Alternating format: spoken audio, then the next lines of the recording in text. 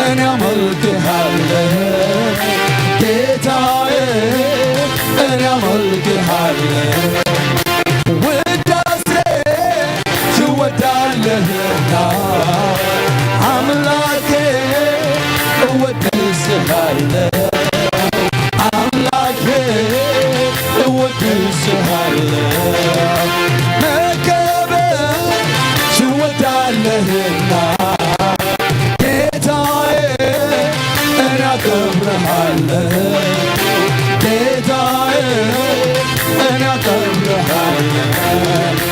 ላንተ እግዚአብሔር ክብርን እሰጣለሁ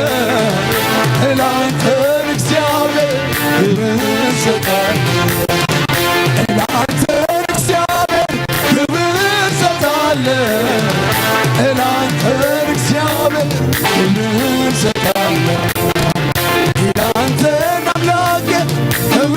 እሰጣለሁ ላንተ ክብር እሰጣለሁ አምላክና መድኃኒት ለሆንክ እኔ በቀር አዳኝ የለም ያልክ አምላክና መድኃኒት ለሆንክ ከእኔ በቀር አዳኝ የለም ያልክ አምላክና መድኃኒት ለሆንክ ከእኔ በቀር አምላክና መድኃኒት ለሆንክ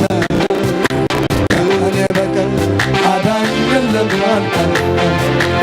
አምላክና መድኃኒት ለሆንክ ከእኔ በቀር አዳኝ የለም ያልክ ላንተን እግዚአብሔር ክብርን እሰጣለሁ ላንተን እግዚአብሔር ክብርን እሰጣለሁ ላንተን አምላኬ ክብርን እሰጣለሁ ላንተን አምላኬ ክብርን እሰጣለሁ አምላክና መድኃኒት ለሆንክ ከእኔ በቀር አዳኝ የለም ያልክ አምላክና መድኃኒት ለሆንክ ከእኔ በቀር አዳኝ የለም ያልክ አምላክና መድኃኒት ለሆንክ ከእኔ በቀር አዳኝ የለም ያልክ እኔ አፌን አልከፍትም ለዓለም ክብር እዘምራለሁ ለእግዚአብሔር እቀኝለታለሁ በአዲስ ዜማ የምስጋና ድምፅ በአርያም ይሰማ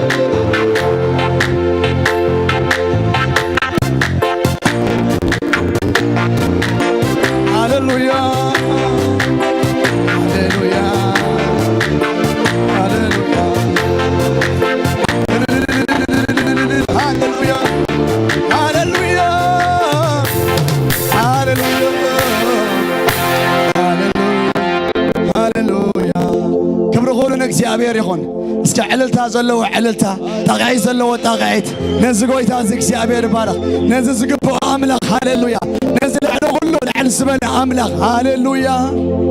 ሃሌሉያ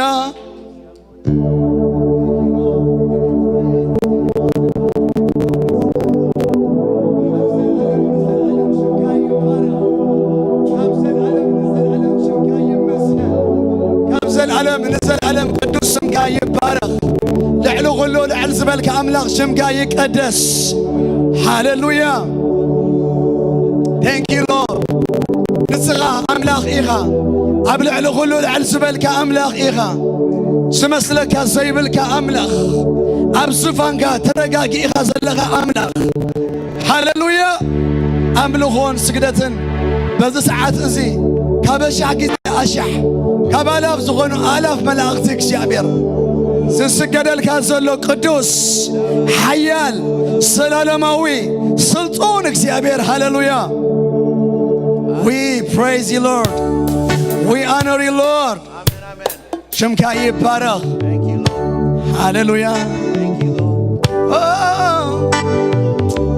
يردان أمان.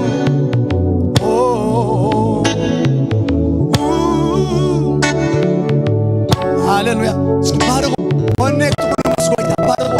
يمان تقام رسعو هذا رسعو نقويتا بقى توسدوا بقويتا لبوهم قلبوهم حسابكم كل يوسد. هاللويا.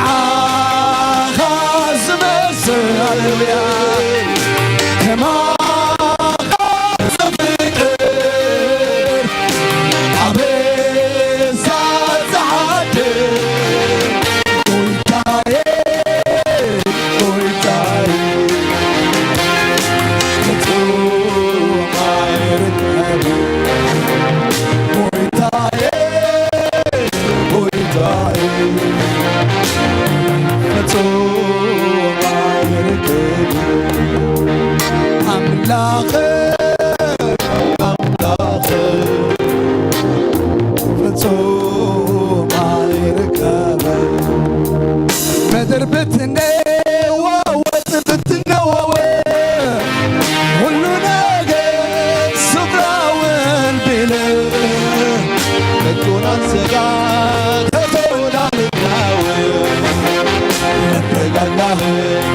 በሰላም ምድር ብትነዋወጥ ብትነዋወጥ ሁሉ ነገር ስፍራውን ቢልቅ ከቶ እንዳንፈራ ከቶ እንዳንናወጥ አረጋጋህ በሰላም ምድር ብትነዋወጥ ብትነዋወጥ ሁሉ ነገር ስፍራውን ቢልቅ ከቶ እንዳልፈራ ከቶ እንዳልናወጥ አረጋጋህ በሰላም ሃሌሉያ ምድር ብትነዋወጥ ብትነዋወጥ ሁሉ ነገር ስፍራውን ቢልቅ ከቶ እንዳልፈራ ከቶ እንዳልናወጥ አረጋጋህ በሰላም ያረጋጋህ በነውጡ ዓለም ጋሻዬ ነህና ለዘለዓለም እኔም ልበልህ ረድኤቴ ስለሆንክልኝ አቅም ጉልበቴ እያረጋጋኸኝ በነውጡ ዓለም ጋሻዬ ነህና ለዘለዓለም እኔም ልበልህ ረድኤቴ ስለሆንክልኝ አቅም ጉልበቴ እልሃለሁ ረድኤቴ እልሃለሁ ረድኤቴ እልሃለሁ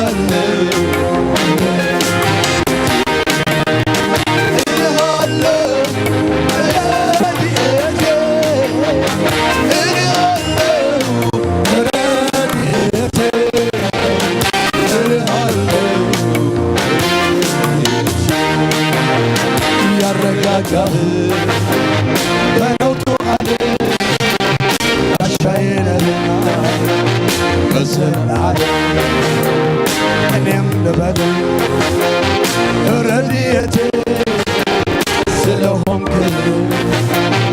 አቅም ጉልበቴ ያላነሰ ያላጠረ ከላይ ከላይ ያልሆነ የኔ ፍቅር ኢየሱሴ አለኝ ምስጋና ከነፍሴ ያላነሰ ያላጠረ ከላይ ከላይ ያልሆነ የኔ ፍቅር ኢየሱሴ አለኝ ምስጋና ያላነሰ ያላነሰ ያላጠረ ከላይ ከላይ ያልሆነ የኔ ፍቅር ኢየሱሴ አለኝ ምስጋና ከነፍሴ ያላነሰ ያላጠረ ከላይ ከላይ ያልሆነ የኔ ፍቅር ኢየሱሴ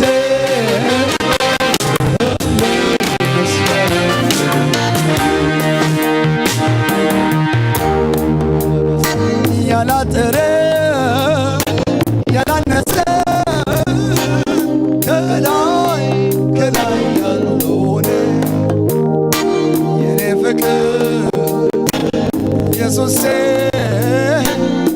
አለኝ ምስጋና ለነፍሴ ያላነሰ ያላጠረ ከላይ ከላይ ያልሆነ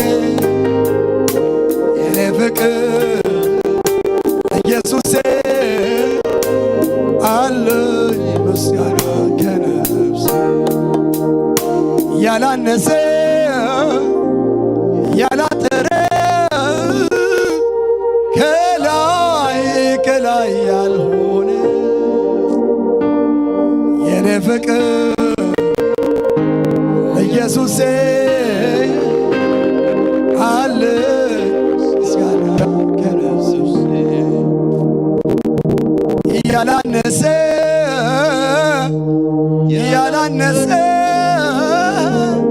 ከላይ ከላይ ያልሆነ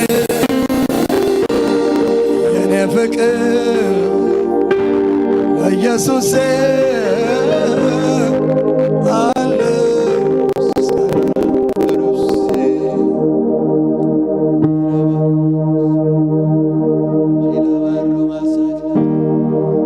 ሃሌሉያ ሃሌሉያ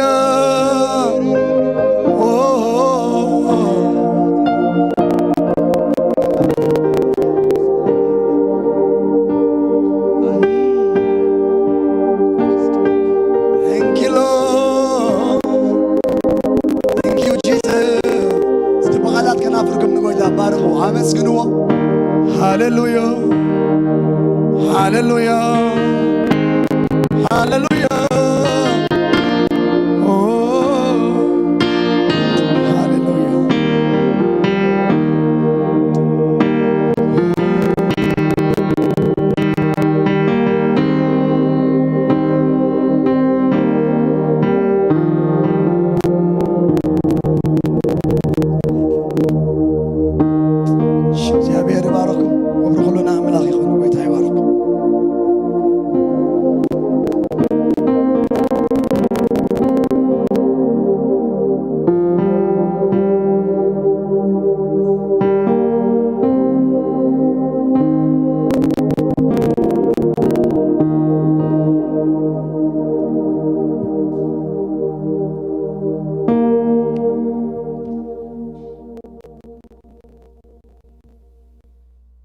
ሃሌሉያ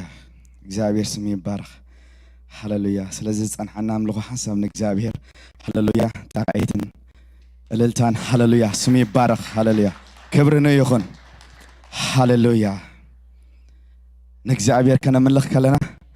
ኣብ ህይወትና ጣዕሚ እዩ ዝወስኽ ሃሌሉያ ኣሕዋተይ ንእግዚአብሔር እናምለኽና ካልኦት ኣብ ስራሕ ኣብ ብዙሕ ነገር ተኸዱ ብዙሕ ነገር ዝሓልፈና ኣይምሰልኩም እቲ ብገንዘብ በብዙሕ ነገር ኣምፂኦም ዘይረኽቦ ጣዕሚ ንሕና ካብ እግዚአብሔር ንረኽቦ ኢና ሃሌሉያ በኣምልኾ ዝርከብ ጣዕሚ ህይወት ሃሌሉያ ማንም ነገር ክትንክኦ ኣይክእልን እዩ ሃሌሉያ ይሓልፈና ዘሎ ከይመስለና ካብኡ ዝበልፅ ኢና ንረክብ ካብ እግዚአብሔር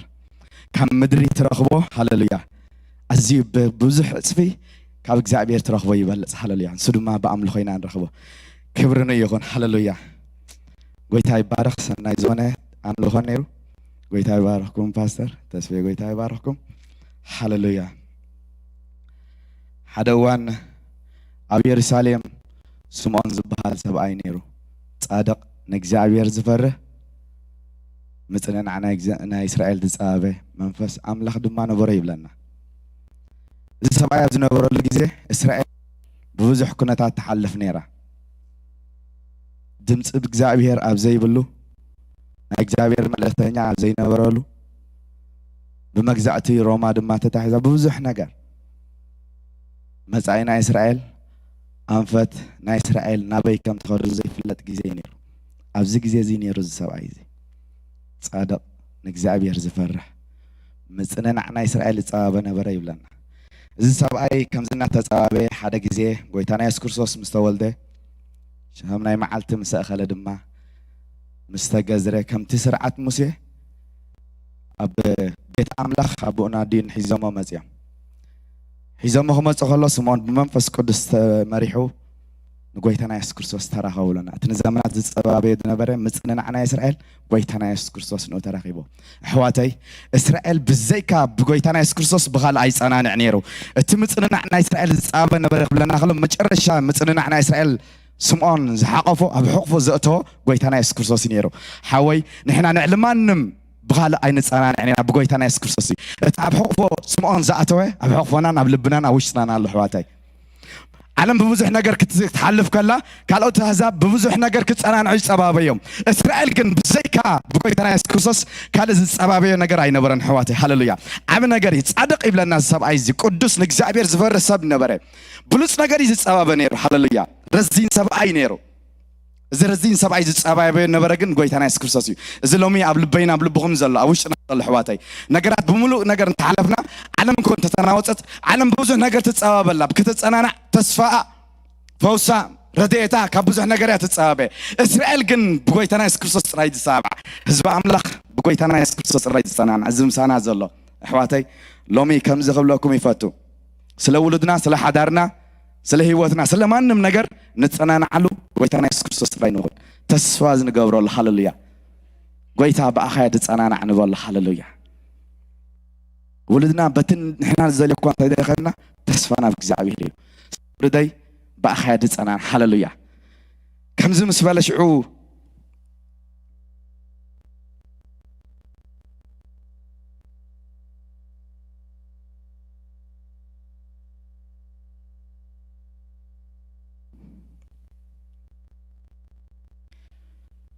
እዚ ስምዖን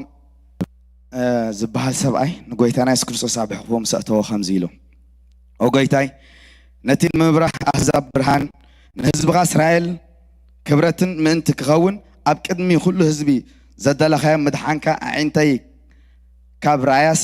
ሕጂ ከምቲ ዘረበኻ ንባዴኻ ብሰላም ተፋነወኻ በለ ሃሌሉያ أحواتي متنعنا متصباينا كاب قويتنا يسوع كريستوس مخانا مسجبرنا يو أتي نحنا ندليو أتي نتصنع على ندليو كيرانا يو أي حلفني حواتي كاب زمدرزي أين خدنينا هللويا سلا ولدنا سلا حدارنا سلا خلنا نجار إخزابير كيس أبغى إخزابير بكسيو خي مسأ كاب زمدر أي تخدنيها إخزابير سلا تزارب متنعنا إسرائيل كي خيد إذا سب أي تزاربوي هللويا إذا نجار تفز إمي إخزابير نبارك أفان ويلو هللويا كل نجار صبق كوين لبنا عرف يلي خاب زمدر زخت كيد هللويا إخزابير نلبغا خي صنانعو نلبغا خي عرفو كم مدري أي وزدكاني هللويا بزمن فسزي بزق على زي سلا هجرنا خنصلينا هللويا بفقر عملك حتىكم حافلنا حنصاب كنصلينا هللويا لومي متصننا نايس نايرترا هللويا كاب غويتنا يسوع كريستوس كابخاي كنبلينا هللويا أديتاتنا باخاين زصنانا عغويتا أبوتاتنا باخايم ولدنا هللويا ولدنا مرساتنا باخا ترايم زصنانا عغويتا هللويا تسفانا خبخاي تراي إخزابير لب ولد باخاي زصنانا لب منسات باخاي زصنانا إخزابير أبو هللويا متصننا نايترا نسخا تراي عغويتا يسوس أحواتي سمون نبي أي تتصبين ويكم نقص أي تتصبين هللويا نمن تمسأن ساماني عمتيو نقص تمسأن ساماني عمتي يسوع كريستوس يمسي يسوع كريستوس كن نزل عالمي هللويا اتخابك شعبير مسأننا نزل عالمي هللويا نهاد عمت نغلط عمت هيكون هللويا قويتا يسوع كريستوس هللويا نسألي لنا ناي هاجرنا مسأننا ناي هاجرنا فوسي ناي هاجرنا محدث كبهاي قويتا زل عالم أو زغنا محدث زل عالم أو زغنا مفوسك شعبير أبو لبي أبوتات لب عديتات قويتا باخاي صنانا እግዚአብሔር አቦ ጎይታ ንጽልይ አለና ካለ ንጽበየ መጻናና የለን ካለ ንጽበየ መሐዳስ የለን ካለ ንጽበየ መዕራ የለን ጎይታ ኢየሱስ ንስኻ ጥራይኻ ጎይታ ሃገርና ትድብስ ንስኻ ኢኻ ጎይታ ነደይታትና ትድብስ ንስኻ ኢኻ እግዚአብሔር ነቦታትና ትድብስ ንስኻ ኢኻ ነመንስያትና ትድብስ ጎይታ ተጸናና ንስኻ ኢኻ ጎይታ ንጽልይ አለና ህዝብና ባኻጥራይ ጸናና ጎይታ ህዝብና ባኻጥራይ መሐዳስ ይሆነሉ ጎይታ ባኻጥራይ መተሳ ይሆነሉ ጎይታ ባኻጥራይ ተስፋ ይሆነሉ እግዚአብሔር አቦ ሃሌሉያ ከምቲን ስምዖን ዘርአኻ ያ ጎይታ ኣብ ዘመንና ንዓና ከም ስለተረአና ነመስግነካ ኣለና ሃሌሉያ እቲ ቃል ስጋ ለብሽ ስለተረአና ጎይታ ነመስግነካ ኣለና እግዚአብሔር አቦ ስምካ ይባረክ ሃሌሉያ ከምቲን እስራኤል ዘጸናናካ ንሃገርና ኤርትራ ስለዘጸናናካ ንባረኸካ ኣለና كبرنا عخايخون هاللويا بمسجنا نجزابير بداق عيد بللتا مسجنا أفضلنا يكوف نبل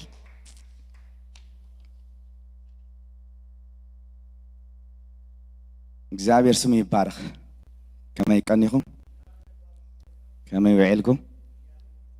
نجزابير بارخ هاللويا كندي سناي كم زيل كام سحوات أبكر نجزابير كينكا نجزابير كتم الله هاللويا مجمرتا جديه أبزو قبائزي أب حورت لساتف صبتله ويلكم كنولو هاللويا كابتي إجزابير ذهبنا عبنجر نوديس كرسوسي تعبي جفتي بنا بدحريد ما توم بؤوز دحنو أحوات نسيه بنامه ويلكم كنبلكم اتي زعبه جيفت زخونا نعنا كنلا عليكم مسانا تحبروا خلهم باخم نمامو نسخم دا امونغنا تركبوا خلهم بانا تمامقيكم كنلا عليكم شمكم كابيكم زمصاكم كنغرنا مو ويلكم كنبلكم اي تحفروا بيت ابكم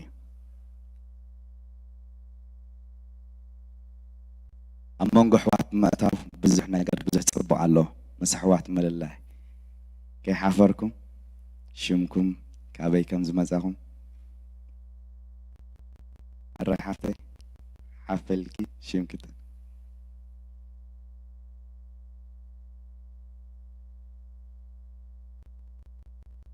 ويلكم كال مرحويت كاب كالغاري بيت أبوغي قاعد حن مساخي كالت عوت كاب كالغاري ويلكم عوت الرحمة زايد كاب كالغاري قاعد حن مساخم بتاع مدسيلنا مونغون تركبوا قويتا يبارككم እግዚአብሔር ድማ አቤቱ መሊሱ ይባርክኩም አቤት እግዚአብሔር እናጣጣኻ እናፈረኻኻ ትኸይድሞ ከምኡ ፈረይቲ በብርሃኑ ደመቅ እናበልኩም ትኸዱ ይግበርኩም እግዚአብሔር ይባርክ ካልእ ጋሻ እግዚአብሔር ይባርክ ንኹልኩም ካልኦት ድማ አቤት አምላክ ከምዚ ለኽረየኩም ጎይታ ይባርኩም ብጣዕሚ ደስ ይብለና ማለት ሃሌሉያ مدبات سامناو مدبات كم تزلوا ويزلوا كل جزء ربع كاب ساعة شدشة كساب شعمون تزخيت ناي وانجيل الله سلا وانجيل يصلي سلا نفسات يصلي كم دما وزيم سلا وانجيل يمسكروا مالتي أبز حبيرنا سلا نفسات كنصلي أبت من قصة أملاخ أو خنعي أحواتي عدمو مالتي كابو دما كل جزء قدام ساعة حمشته جمر كساب شومن تزخيت ناي صلاتن ناي قال أملاخنا له بقال أملاخ نمهر له سلب استفلا علينا نجر نصلي له جزء أبز حبيرنا دما كنصلي كم دما خنمهر بتغرسيان تعدم كم دما كل جزء سنبت نجوا ساعة 10 حدا زي جمر حدا فرعان زود نعم لخن ناي قال أملاخنا له كم دما كلا يبره ناي مشيت كم زي حجنا قبر زلنا ساعة حمشته جميرو نايم لخون ناي قال أملاخ له ببز تعملنا عبزي نامسانا نكافل أبتنا ينقوه أنت خوينا نجزاي بتكستدي بتليفون نحبرنا ناي نقوه ناي مشيت إلنا نحبرنا نكافل نمسا بيت أبونا يزي قال ما توسعهم سوني سولوس حامس زجبر كاب شعة خساب 10 حدا زغيب بزوم زجبر طلعت له عبزنا حبرنا نصلي كم دما أبت مدبتي نكافل زي مثل سمناوي مدب زلنا حج دما سلما بان أشرين كنت صلينا كم تقول لجزيان قبره بدحريت أبزن بزمت أنا مالتي بدحريت كنا تما عن إشاران كنا من خلينا كم دما بخالق بأونلاين نبجز حاولنا ندورنا الانفورميشن وسيلنا بأونلاين دما كنكفل نخلينا مالتي هللويا እግዚአብሔር ይባረክ ስለ መባን أشرين كنصلينا ጎይታ እግዚአብሔር አቦና መስግና ካለና ጥዕናን ኃይልን ዕድልን ሂብካ እግዚአብሔር አፍ ደገ ስራ ሂብካ እግዚአብሔር አቦ እንሆ ንመንግስትካ ዝኸውን ንቤትካ ዝኸውን እግዚአብሔር ክንህብ ስለ ዝኸኣልካና ነመስግና ካለና እግዚአብሔር አቦ ንበረኸትና ክኸውን እግዚአብሔር እዛ አፍ ደገ ስለ ዝኸፈትካልና ንበረኸት ካለና እግዚአብሔር አቦ إذا زواج أجازب دم أجزابير كم فقط كأجزابير نبوز حردئتن نوانجيلن نمنجست خان خون قويتان نسألي علينا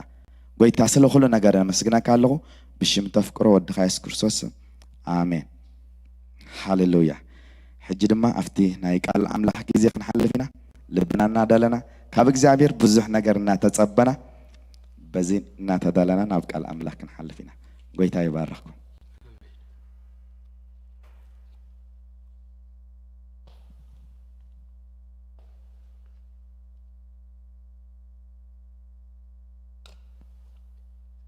እግዚአብሔር ይመስገን ከመይጸንህኩም ክብርና አምላክና ይሁን ኢየሱስ ክርስቶስ ጎይታዩ ቃል እግዚአብሔርን ባርክናል ከናልፊና ኢሳይያስ ትንቢተ ኢሳይያስ ምዕራፍ 31 ከነውጽና ሰለስተ ጥቅስታት ካብ ኢሳይያስ 31 ከነነበቢና እግዚአብሔር ይመስገን ቁጥሪ ሰለስተ በፍላይ ናይሎም ማልቲ መልእክትና እግዚአብሔር ይመስገን ትንቢተ ኢሳይያስ ምዕራፍ 31 አውጽና እንደርኩና ከም ተሁል ጊዜ ንገብሮ ንክብር ቃል አምላክ ካብ ዘለነ ይሁላትና ሓፍ ክንብሊናሞ ነዚ ቃል ክንንብቦይና እግዚአብሔር ይመስገን ትንቢተ ኢሳይያስ 31 ካብ ቁጥር 1 ጀምሮ በስም ጎይታ ኢየሱስ ከንብቦይ እግዚአብሔር ይመስገን ነትሁታት ብስራት ከበስርሲ እግዚአብሔር ቀቢእኒሞ መንፈስ እግዚአብሔር አምላክ አብለለዩ ንስቡራት ልቢ ክዘንን ንምሩኻት ሓርነት ንሱራት ከአ መፍታሕ ክእውጅ ለአኒ መጸጋ እግዚአብሔርን ማዓልታህና አምላክን ክእውጅ ንኹሎም ሕዙናት ከጸናነ አዋም ጽድቂ ንኽብሩ ዝኸውን ተኽሊ እግዚአብሔር ተባሂሎም ምእንቲ ክስመዩ ድማ ንሕዙናት ጽዮን ኣብ ክንዲ ሓሙኽስቲ ዘውዲ ክደፍአሎም ኣብ ክን ሓዘን ከአ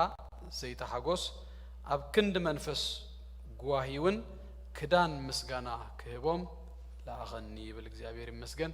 አጥር ጸሎት ንጸልይሞ ናብ ተቃልከን ሐልፈና እግዚአብሔር ይመስገን ሃሌሉያ ሃሌሉያ ያላጠረ ያላነሰ ከላይ ከላይ ያልሆነ ለኢየሱስ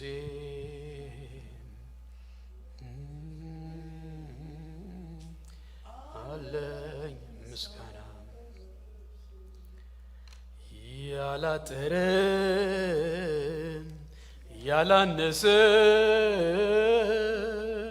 ከላይ ከላይ ያልሆነ የኔ ፍቅር ኢየሱስ አለኝ ምስጋና ከነፍሴ ያላጠረ ያላነሰ ከላይ ከላይ ያልሆነ የኔ ፍቅር ኢየሱስ አለኝ ምስጋና ከነፍሴ ሞዳታ ክልተ ጊዜ ያላጠረ ያላነሰ ከላይ ከላይ ያልሆነ የኔ ፍቅር ኢየሱስ አለኝ ምስጋና ከነፍሴ ነሞዳታ ያላጠረ ያላነሰ ከላይ ከላይ ያልሆነ ለኔ ፍቅር ኢየሱስ አለኝ ምስጋና ከነፍሴ ጎይታ ነመስግነካለና ካብ ልብና ንፈትወካ ክብር ድማ ንህበካለና በስም ኢየሱስ ክርስቶስ በዘምሸት እዚ ደጊምካ እግዚአብሔር አምላክና አቤትካ ስለዛአኻኽብካና ምህረትካን ጸጋኻን በዚሁልና ጎይታ በስም ኢየሱስ ክርስቶስ ንአኻኽ ነመስግን ከነኽብር ድማ ካብ ቃልካ ክንሰምዕ ጎይታ እዚ እድል ስለዛሃብካና በስም ኢየሱስ ክርስቶስ ደጊምና ነመስግነካለና እግዚአብሔር አምላክና እጅ ድማ ንስኻ በቃልካ ናብ ነፍስ ወከፍና ክትመጽእ ንስኻ በቃልካ ክትንክፈና እግዚአብሔር አቦ ህይወትና ከተስተኻኽሎ እግዚአብሔር አቦ በኢየሱስ ክርስቶስ ስም ናብትናትካ እግዚአብሔር አቦ አጀንዳን መደብን እግዚአብሔር አቦ መሊስና እግዚአብሔር አቦ በቃልካ ኃይል በመንፈስካ በስም ኢየሱስ ክርስቶስ ክንጸጋ ክንድፋ እግዚአብሔር አቦ ናቡ ገጽና አቢልና እግዚአብሔር አቦ ክንቀርብ በኢየሱስ ክርስቶስ ስም ክትረዳና እጸልያለሁ ዝተንከዮም ኩላቶም ሐወዩ ተባሂሉ ተጻሂፉ ሎም ምሸት በኢየሱስ ክርስቶስ ስም ንስኻ ትንክፈና ደጊምካ بسم يسوع كريستوس أصلي الله نفسنا وشتنا እግዚአብሔር አቦ ኩለንተናና ዘህዊ ምትንካፍ ካባኻ በኢየሱስም ይሆነልና እግዚአብሔር አምላኽና ጸልያለሁ በኢየሱስ ክርስቶስ ስም ጎይታ ናአዩን ከዳኒ ምህረት ካን ጸጋኻን ከተብዛህልኝ እግዚአብሔር አብ ልበይ ዘቀመጥካዮ ቃል እግዚአብሔር አቦ ከም ትዝግባ ከመሐላልፍ በኢየሱስ ክርስቶስ ስም ጸጋኻን መንፈስ ካን እግዚአብሔር አቦ በኢየሱስ ስም ክድግፈኒ እለምናለሁ የዛን ነፍስ ወከፍና እግዚአብሔር አቦ የእንት ነፍስ ወከፍና بشم يسوع كريستوس بز ساعة ذيك كفت زيابير أملاخنا كابقال كادما بيسوع كريستوس برهان كنري ويتاي تأمرات كنري بيسوع كريستوس نسأل لي اللونا ويتا زغوبا زيابير أبو بدم كازت رخايو ناتكا غيو بيسوع كريستوس أما أخلنا دما بينغا سلطان كتجز زيابير أبو دجيمنا نفكدل كالونا كبر كله بشم يسوع كريستوس تتقليلو ناخان بينغا يخون بقويتا بكريستوس يسوع ياوسم آمين ويتا يسوع يبارككم كوفلو እግዚአብሔር ይመስገን ክብርና አምላክና ይሁን አብዘ ዘሐለፈ ሰናብቲ ዝጀመርና ያው ትምርቲ ሎማልቲ ከነጠቃለሎይና በዛባ ፍረ ከናፍር ድብል ላይ ደማ ካብራውያን ምዕራፍ 10 ቁጥር 10 5 ጀምርና ኢና ተበግስና ዘአመት እዚ ናይ ፍረ አመትዩ ካብተ ሓደና አምላኽ እንህቦ ፍረ ሓደሲ በዛባ مسجانا مسوات مسجانا فرا كنافر تباهيلو زلو بزاوينا نري زلنا እግዚአብሔር ይመስገን ዕብራውያን በአርሲሉ ቦ አምላኽ ኩልሳ መስዋዕት ምስጋና ማለት ንስእሙ ዝእመና ፍረ ከናፍርሲ ነቀበሉ ኢየሱስ ክርስቶስ ጎይታዩ ስለዚህ እዚ ምስጋና እዚ ካብ ህይወትና ከበዝህ መታን ንአምላኽ ክንህቦ መታን ኢና ንማሃር ዘለና لما قلت دما كاب إساياس تنبيت إساياس مراف سوسان حدن بفلاي دما قصر سلسته كاب قصر سلستون هانت حارق الله ناينا نري أግዚአብሔር ይመስገን تناي لما قلتي نريو مرف مست እግዚአብሔር ዝገበረልና ነገር ዘተተሓዘ መዃኑ ምስጋና ኢና ንሪ እዚ ዘንበብና ክፍሊ ኢሳይያስ ሱሳን ሓደን ካብ ቁጥር 1 ክሳብ 3 ዘሎ በፍላይ ቁጥር 1 ቁጥር 2 ጎይታና ኢየሱስ ክርስቶስ ናብዛ ምድር እዚኣ ኣብዝ መጸሉ ጊዜ ሉቃስ ወንጌል ምዕራፍ 4 ታናይ መጀመሪያ ስብከቱ ንስያ ነራ ትንቢተ ኢሳይያስ ገንጽሉ የተጠቅላል መጽሐፍ ወሲዱ ነትሁታት ብስራት ከበስርሲ እግዚአብሔር ቀቢኡኒው በመባል በዝቃል እዚዩ ጀሚሩ እግዚአብሔር አምላኽ ዘተመስገነ ይሁን ስለዚህ ጎይታ ከመጽኸሎ ዘመሉ ዕላማ እዩ ዝቃል እዚ ማለት እዩ ካብቲ ዝመጸሉ ዕላማ ሓደ ንእሱራት እንታይ ከገብርዩ ከፈትህ ንምሩኻት ሓርነት ከእወጅ ንስቡራት ልብ ድማ ክፍውስ ክዝንን ይመጽዩ ስለዚህ ጎይታ በመምጾ ነህና ድማ በፍላይ ከም ክርስቲያናት ንጎይታ ንክርስቶስ ኢየሱስ በመቅባልና ካብቲ ዝኾነልና ነገር ሓደዝዩ እቲ ሓርነት ረኺብና ተፈቲህና እዚ አዋጅ እዚ ናባና መጽዩ እዚ ድምጽ ናባና መጽዩስ ተናጊፍና ዳህራ ያብታ ቁጥር 3 ዘላ አጸቢቅና ዳህራ ይንሪያ ክዳን ምስጋናውን አብ ክንዲ መንፈስ ጓሂ እንታይ ተገይሩልና ማለት እዩ ክዳን ምስጋና ተዋሂብና ስለዚህ አምላኽ ዘይሃበና ነገር አይኮነን ህጂ አመስግኑኒ ክብል ከሎ ዝጠልበና ዘሎ ኦሬዲ ክዳን ምስጋናስ ተዋሂብና ኢና ክዳንና ንሱ እግዚአብሔር አምላኽ ዘተመስገነ ይሁን መልክና ከም አመንቲ ከም ክርስቲያናትን በአርሲ ክነመን ከለና ክነማር ክነግሮምሩም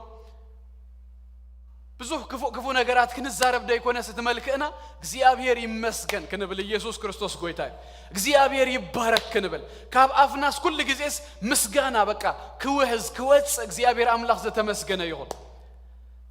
ገለ ሰባት አይቆነውምን ገለ ዘቆነውን ሰባት አለው ብዙ ሰባት ነናቶም ጽቡቅ አለውም ኩላና ነናትና ጽቡቅ አለው እንዲሁ ትጽቡቅ ድማ ካብ ካልኦትሲ ክንማሃሮ ይዝግባ ገለ ሰባት አለውና ረኸብ ተብልዎም ከለኹም ሲ አማኸል ማኸልና እናኸዱ ወይ አብዘረባ እና ተጻወትኩም ገለገለሲ በቃ ፕሬዝ አላ ትልቀ ተቆጭርኩም እግዚአብሔር ይመስገን ባሉስ ብዙዩ ድማ ማኸልሲ ምስጋና አለው በቃ ሰይሉስ ዲሉ በቃ ካብ ልቦም ዝወጽ ወይ ዝምሩ ወይ በቋንቋታት ገሮምና አምላኽሲ ይባረኹ ናይ ዝሆነ ነገርሲ ከምዚ አብስራህ ክንከድ ከለና ምሽ ኮፊ ብሬክ ገለገለ ንወሰድ ኢለ ላንች ብሬክ ገለገለ ኣብ ህይወትና ነው ከመ አይነት ብሬካት በብግዚውስ እንሃብና ይኽን ከይዳለና ፕሬዝ ብሬክ ድበሃል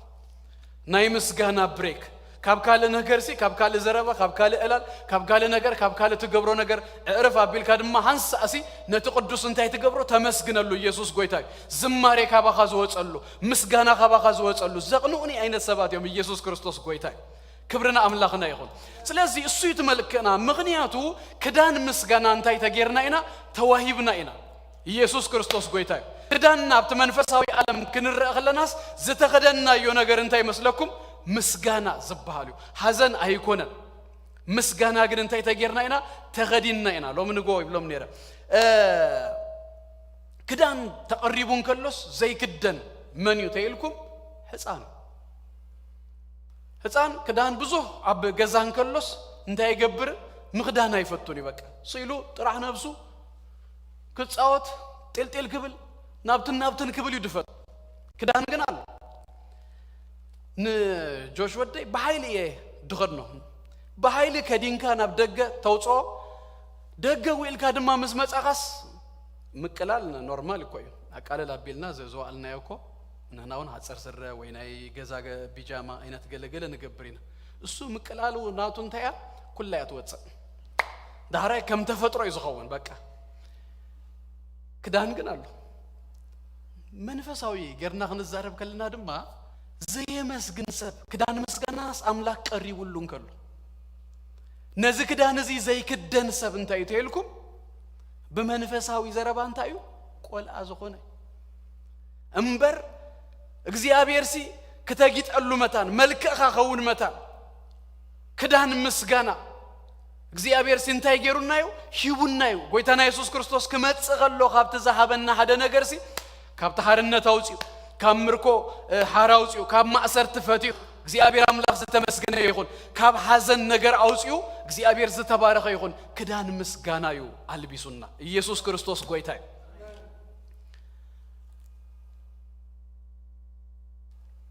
ጎይታ ዘለዎ ኢየሱስ ዘለዎ ሰብ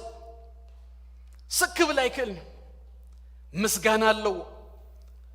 አፉ ክፈት ከሎስ ንአምላክ እንታይ ይገብር የመስግን ምክንያቱ እንታዩ ሃጎስ ድበሃል ነገርሲ ኣብ ልቡ ስለዛወ ማለት እዩ ናብቲ ክፍልና ክንከይድሞ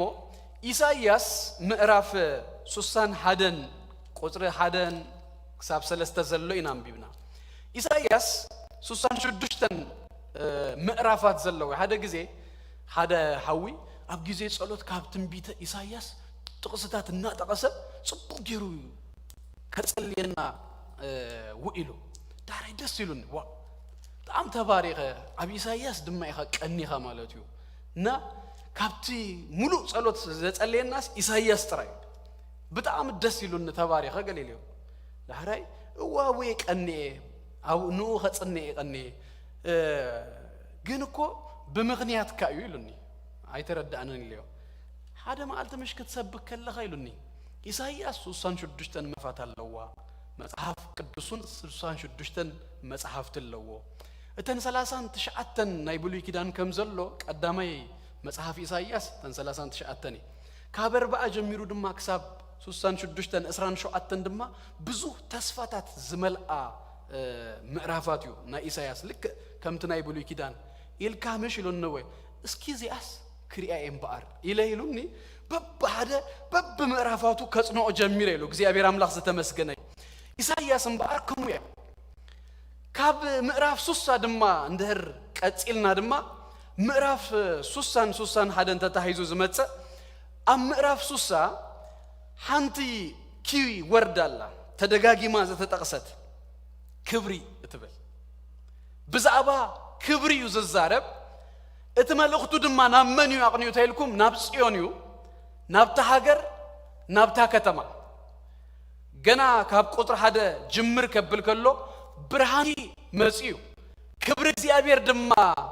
ወጽይልኪ ሞንታይ ግበሪ ተንስኢ ብርሂ እናበለ ተደጋጊሙ ትረኽብዎ ቃል እንታዩ ክብሪ ናይ ክብሪ ከተማ ትጽበየኩም አላ ክብሪ መጽዩልኩም አሎ ዝብል እዩ ነናውን እኮ ሰማያዊት ቤትና በክብር ዝተመልአት ቤታ ኢየሱስ ጎይታይ እታ ትጽበየና ሰማያዊት ኢየሩሳሌም እቲ ዝጽበየና ሰማያዊት ከተማ ጎይታ ባዕሉ ፀሐያ ዝኾነ ፀሐይ ዘሄድልያ ብርሃና ዝኾነ ጎይታ ናይ ክብር ከተማ ናይ ክብር ቤት ይጽበየናሎ ኢየሱስ ጎይታ ምዕራፍ 61 ክንመጽኸለና ድማ ነቲ ከተማ ደይኮነ ተመልእኽቲ ሕጂ ነቶም ሰባት ንምሩኻት ጽዮን እግዚአብሔር እንታይ ከም ዝገብረሎም ወይ ድማ እግዚአብሔር ኣብ ልብ ነፍስ ወከፍ ምሩኻት ጽዮን እግዚአብሔር እንታይ ከም ዝገብር ተስፋታት ዘተዋህበሉ እዩ ኣብዚ ድማ ኪወርድ ናይ ምዕራፍ 61 ድማ ሃጎስ ዝብል እዩ ቁጥር 3 ታሎም ማልት ንሪያ ዘይት ሃጎስ ዝብል ቃል ኣለዋ ኣብ ቁጥር 7 ዘለዓለማዊ ሃጎስ ይብሎ ኣብ ቁጥሪ 10 ድማ ብእግዚአብሔር ኣዝየ ይሕጎስ ነፍሰይ በአምላኽ እንታይ ይገብራ ባ ይብላ ይብል ስለዚህ እቲ ምህጓስ እዩ ኣብዚ ድማ ዝዛረብ ማለት እዩ ሃጎስ ምስጋና ብርታኤ እዚአን ትሪፕሌት እየን ከመናቱ ትሪፕሌት እንታይ ክንብሎ በትግርኛ ደሃን ስሉስ የለን ኢሎም ንጎ ስሉስ ያን በቃ ተተሓይዘን ያን ዝመጻ ዝተሐጎሰ ስቃይ ይብልን እዩ የመስግን እዩ ዝተሐጎሰ ኃይል አለው ናይ ሰብ ኃይል ከማንሲ አማስ ጊዜ ከም ዝወጽ ተፈልጦ ዲኹም ኣብ ክልተ ጊዜ ክትፈረክ ክትንብድ ከለኻ አበይ አሎ ዘይተፈልጠው ፖቴንሻል ሹ ይመጽ እጃ ይግበሮም በር ገለ ነገር በዝንተ ዝትኮስ መና ቀዲሙ ነዝማጾ ከም ዝሰብሮ መና ቀዲሙ ከም ዝሐኩር ገለ አይፍለጥ بدهان كلنا من كمن يفتن يبرت زين فلت لك شو جن all of a sudden استامو من تتي أمس متسات جن تحايلي كابي زمتس you don't know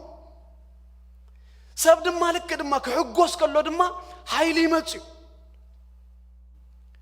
زت حجوس سب زلوا إنرجي نقرأكم أيكل بقى بزو إنرجي زلوا رأيون دوجي مرأة ويقال لك كبر كله بفلا يدم ما دقم قال لك كمرؤ خلو تحاغوس فلوي ነገር ስለዝሆነ አምንም ጊዜ ተራዩ ዘይፈልጥ ኃይሊ ሹ ይመጽ እንጀራ በሉ ክስታይ በሉ በፈላይና አድናቶ ሆይኑ ሙሉ ማልቲ 14 ሰዓታት ገለመለ ሰሪሁ ካለ ማልትኮ ክንዱኮ ከይዳ ይከልንኮ ተሰብ ዳት ኢነርጂ ግን ሹሎ እንታ ይዘኺዶ ተይልኩምኒ አውሽጦ እንታ ያለው ጆይ ያለው ሃጎስ አለው ተታሐጉስካ ብርታ ይመጽ ተታሐጉስካ እንታይ ይመጽ ድማ ምስጋና ይመጽ ንዝ ተሐጎሰ ሰብ ድማ ዘሐለፈ ጊዜ ይለነር ስቅበል መባልሲ ቶርቸር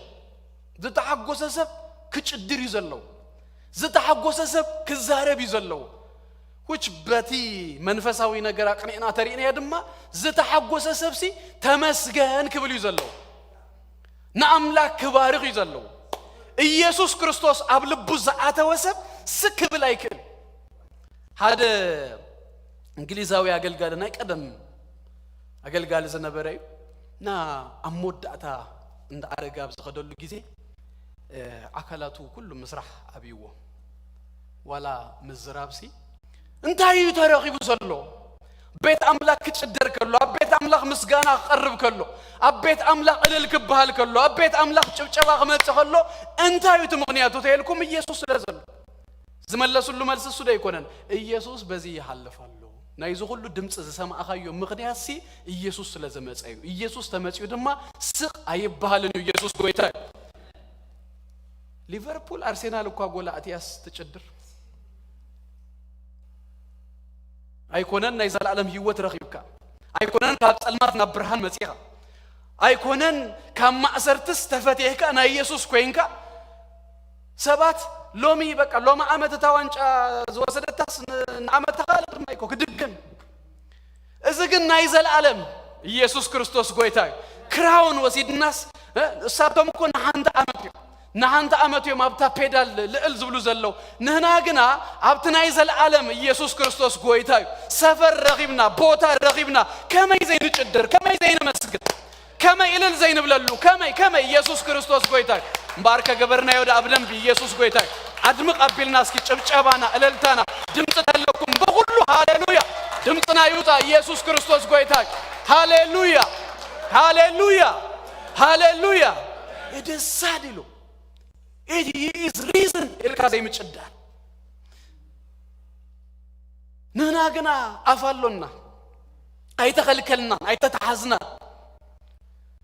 نخيرنا يسوع كريستوس قويتاي إزي زتنسى مقابر فانكلو زوجة موت كهزو زيك على يسوع كريستوس هياويو يسوع قويتاي كبرنا أملاكنا يقول ندس يبلن الله يسوع كريستوس قويتاي كبرنا أملاكنا يقول يسوع قويتاي يسوع قويتاي يسوع قويتاي يسوع قويتاي قبل بنا بأرسي مسجانا انتهي قبر يفلق بزوه فرلو تي منفساوي فرتات فرا بايزوي تمجمر عمت كنجمر كلنا لنيرا فرا نجزء رسخ يكون ناي بانانا تريس مسافرية تتبانانا مسوسة ويدما ناي أورنج تري أورنج فرا مسحابت السايكونة تنتبلو أبزوري أزولو يتبلو اجيتي زبزح فراتاتنا أبزوري أنا نزل له سبات انتاي ككونيو كقنطبوه كرغبوه متانيو إذا فرازيجن إذا فرازيجن نقولني هيكونا السو يزوسدو يسوع كريستوس قويتاي السو إذا فرازي كابانا كركب دما من قد تقديدونا بو نأملخ كل ساعة مسوقة مسجانا مالت نسموز إمنا فرا كنافر نغرب إذا فرازي بيسوع كريستوس أملاخ أبهيوتنا مسيو أيسأنو لا خدم ما فرفتوي نبتا أمكو مسيو فرزل لوات مسلي أنا فرد اليوم مسيوس مسعنا اللان تايلو كباقي نزل على من تاي أي الرخبي لوا فرا أي الرخبي لوا نقيس يا بلان فرا أي الرخب فرزل زي الرخب دما نقيسه فرزل لو نجار هيوت هلو يسوع كريستوس قويتاي هياو زغونا يسوع أب لبنا سلزا عتوا ممليسو نسو أب لبنا እግዚአብሔር ይባረክ ነዝምስ ጋናዚ የፈልፍሎ ክብርና አምላክና ይሁን ስለዚህ ናብታ خስታይ ቅድም በምጽይ ዘን ሰለስተ ነገራት በዚህ አጠቃለልልኩም ምስጋና ኃይሊ ዝብርታኤ ዳር ድማ ሐጎስ ኩል ጊዜ እንታየው ተታይዞም ይምዝመጹ አብ ማቴዎስ ምዕራፍ 11 እንታይሉናል መስለኩም ካብ አፍ ህፃናትን ቆልኡትንሲ ምስጋና አዳሎ ጋይበ أب مزمور داويت مراف شمون تدما لك سأكو كاب أف هسانات نقول أوتنسي هايلي أدالو غايب يسوع كريستوس قويتاي سلازي كنا مسجن كلونا هايلي إيغا أنت يتقبر تركب يسوع كريستوس قويتاي مسئنا أبزبوت هذي نأملك كنا مسجنو خلنا نجزي أبير النهابنا يو when praise goes up people هذا blessings come down praise نابلا لغيدوسي سقيلوس أي ترفن كم زماي حفا نابلا لغيدوس سقيلو أبسماي تأفنيو مسجانا نابلا لندهر لإكا مرادو يترفني برغت مرادو يترفني سلازي أمسجنا يو لو مجنا هذا ساعة زخون أمسجنا يو زميرنا يمش زمير أي فلت أننا ينبر أب نفسنا أب وشتنا أم نفسنا كو زخون نجار الله يسوع قويتاي زرقبنا يو هايل الله زرقبنا يو برتاء الله كبرنا أملاخنا يقول يسوع قويتاي نبي ساياس الجخمات نتوهات بسرعة كبسرسي እግዚአብሔር ቀቢኒሞ መንፈስ እግዚአብሔር አምላክ አብለለዩ ንስቡራት ልቢ ክዘነ ንምሩኻት ሓርነት ንሱራት ካ መፍታህ ከእውጅ ለአኸን ገለ ዘረባ ከተዛረቡ ዋደልይኹም ትኾነ ሰብ ልክ ታቃለጥያ ተሪልዋስ እንታይ ትብሉ አታ ካብ አፈይ እምበር እንታይ ጌርካየ ወሲድካያ ትብሉ አገደ ኢሳይያስ ካብ አፍ ጎይታ ይዳ ከምዛ بقوم توصيدنا يا مالتي وزيدوا إذا زربازيا ناي يسوع زربايا يسوع دحر 4 معلتات صايمو بديابلوس تفتينو سيرو مسمصه كم لماد نيرو نابيت صلوتنا يمخاد بتا معلتت يا مسمصه تتقلال مصحف يبوم بدنقات غنصلا يكوننا بيلوا بإلامايو زاق على قدم شمون تميت عمز تزربت غناناتو قال ስለዚህ غنصلا بيلو نزكف لذي أم بيقولهم لذي أبى إنتهم من تيكون إلوهم تفتح ما إلوهم زي أنا يقول تهزرباي أبزي بزوخ نمهارون نجارات اللوك طري تنكف أبيلي أتراي كحلف قويت أنا يسوع كريستوس نزختك أسكله يسوع قا إنتهونا أملاخ بسجا تلوخو خمسلوه زلأخو خمسلوه ينقرنا مالتيو منفسك زي أبي رب لليو زي أبي كبيرنيو دهونه دل أخسي أنت هاللو دل أخول لا أخيل لو سلازي قويتنا يسوع كريستوس تلاقيه خمس مات أنا بزام درزيا ينقر مالتيو كله دما ندهر لا أخي دما ندهر اللون تقوينو دل غكان ندهر قوينو in his power يا تغيد هذا جزء حنت حفتي أب كامب كيرنا تذكروا تقوينكم سي تأكيدنا خلنا الناس حتى حديثاتنا تا ماتيو سوسران شمون تنزلا هايلو كله سلطان كله توهبني أتبل كما يجر ناس ننا توهبنا نبل ياتنا ذكروا عليهم تسفي سلطان كله سقويت يسوس نأي توهبون ندبلنبر يبكو ما يبلن سلازي نمنت أنا جرنا نوسدا إلى حديثا أنت عيتجن ملسي بدهريو تقول سلطان زتقل لأن زحازنسي ليخناكو كيدو بسم أب ولد منفس قدوسي النات أمكم زعززكم كل دمنا مهاركم دك أمزامر تيكبرو سلازي كل أغاكا خلص اتسلطان كل زحازة سلازي الأغاكا in his authority غتغيد بو سلطان بو هايلي غتغيد يسوع كريستوس قويتاي قويتانا وندما بزغزاربسي منفس اغزيابير أبل إليو اغزيابير دما كأبي أني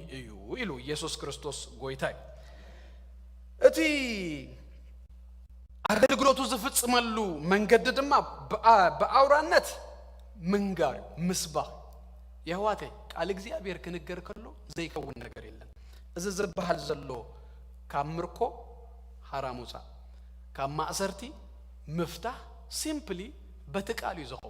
ጎይታ ከተቆሶ ከሎ ነዚ ኣብ ሉቃስ ምዕራፍ 4 ክልተ ቃላት ትረኽቡ ከበስር ዝብልን ዳህራይ ድማ ክሰብኽ ድብል ስለዚህ ክሰብኽ ይመጽዩ እቲ ስብከቱ حرازውጽ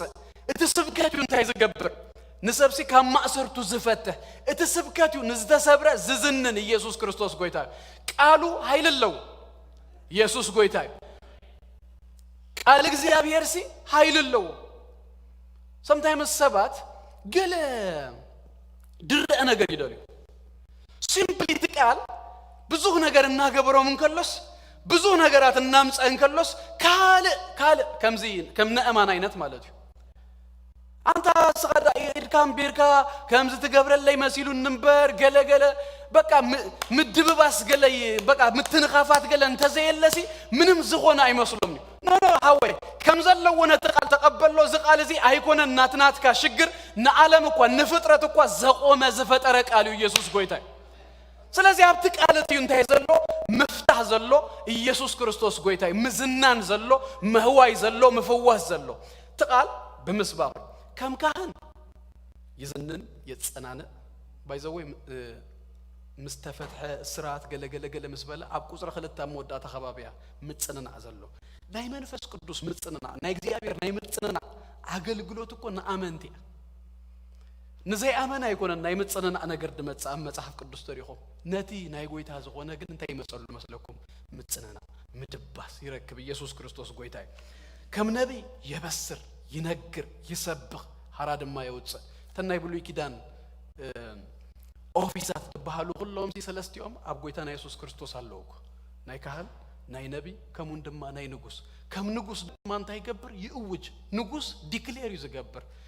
whenever ንጉስ ቃል እንደራውጽዩ ዲክሌር እንደርገሩ ህግ ያተኸው ተፈጻሚነት አለው እስራኤል ንብዙ ዘመናት አይሁዳውያን ንብዙ ዘመናት 7 ዓመታት እንተዋሃደ أب بابلون مركوني أمنيرو هذا ما قلت جن كيروس أنت أواجوزي لأن بحجركم سي كتمل لسه تخلوا يخوم زبل أواجوزي كم تمالي مركونيات زنبرو مروخات سيون لو من بحجرهم نمم لاس كيلو نمن تاي نجوس أوجو سلازلو سلازي أبتك قال أنتوا يزبلكم مور نأمن نتقال أزيو إذا قال زي ناينقوس قال سلازخونه إذا تعوج الكان دهر أمين كايوس منهم قال نجار يدليون نقوس اندهريلوس السويز قو نسويز أن سلازي تكزيابير زبالنا تصفاتات زيابير زعوج لنا نجارات وهو سيد ناس نحزو ناتنا يغون يسوع كريستوس قويتاي كبرنا أملاخنا يغون أبكو تروح للتا عمد سجاك زيابيرن معلتهنا أملاخن كأوج نقول لهم هزوناتك أنا إبن ኣብ ሉቃስ ምዕራፍ 4 ተከድኩም ነዚ ቃል ዘኽትሪእዎ ከለኹም ዓመት ጸጋ እግዚአብሔር ትብል ጠቂስዋ እዩ ጎይታ መዓልቲ ሕነ ኣምላኽና ትብል ግን ሓዲጎዋ እዩ ንምንታይ ሕጂ ኩሎም ነቢያት ክንበዩ ከለው ሓደ ኣብ ዘመኖም ንዘለዩ ዝንበዩ ካልኣይ بمنفس قدوس دم أرهقهم بزعبا قويتنا يسوع كريستوس ينبيو نايبلو كده النبيات يزبل زلهم ممسو ينبيو تقدهن إلو زمات أو ممتع مالتيو كم غلط تشعمت ها هنسا أدمّا كسا داقم مسعاتو زلو نقرات دم انتهي قبرو ينبيو هجي تي كما تسغلو قد مقلت تشعمت قويتنا يسوع كريستوس عمت سقا اكزيابير كأوجي ماتي كابتا قويتنا يسوع كريستوس زمات الله جزي جميرو بديسبنسيشن زمنات كن مقاقلو خلنا ذا ديسبنس زيا ذا زمن زيا نايت اغا زمن يتبعال كسا يسوع كريستوس داغم زمت سلازي حجي هنا نمفدا يكون تقدم زمت اغويتا هذا ما علتق مصيو كم እንደገና نفردق مصيو كقصخ مصيو حجي كن تازمصلا كن انتያ አመት ጸጋ እግዚአብሔር ንምእዋጅ ስለዝኾነ ናአጥራ ይጠቂስዋ ዳራይ ከመጽዩ እኮ ዳራይ ዳግም ከመጽኸለኮ ብርክ ዘበለ ሁሉ እንታይ ከገብረሉ ከም ብርክ ከሉ አፍ እንደ በዘበለ ሁሉስ ኢየሱስ ክርስቶስ ጎይታ መኳኑ ፈቲው ጸልዩ እንታይ ከገብሩ ይመስለኩም ከመስክር ከዛረብ ከውጁ ስለዚህ እዛ መዓልት እዚያ ገናያ እታዓመት ጸጋ ግን አውጁ ወሎ ኢየሱስ ክርስቶስ ጎይታ ለምኹላትና እግዚአብሔር አምላክ ተመስገነ ይሁን بزلنا بقويتاينا إلى إذا أمن إخبار يبارك من البعض ما بأونلاين دكتاتلونا سبات إذا توهبنا زمن انتهي نكبر نتكمل زمن تأجا توهبنا لنا يسوع كريستوس قويتاي كبرنا أملاخنا يكون قطر سلستن بأركن أتو ناي سلستن نجارات مسجبر ريزالتو يو أم جمريا زنجرنا بإنجليش تريهم تنسلستي قدامه سوزات زيغون زاينوتيو أوام صدقي نخبرو زغون تغلي اغزيابير تباهيلهم ما انت خصميو اغزيابير سي أوام صدقي نسمو نخبرو دما زغون تغلق زيابير كجبرنا زي تباهيلنا خنسمي زيو تدليتو إذا نخون سلسة نقرات أبيوت نا كم زغبري نقرنا أبكندي حامغستي زود غدف اللوميو أب كند حزن دما زيت حاغوس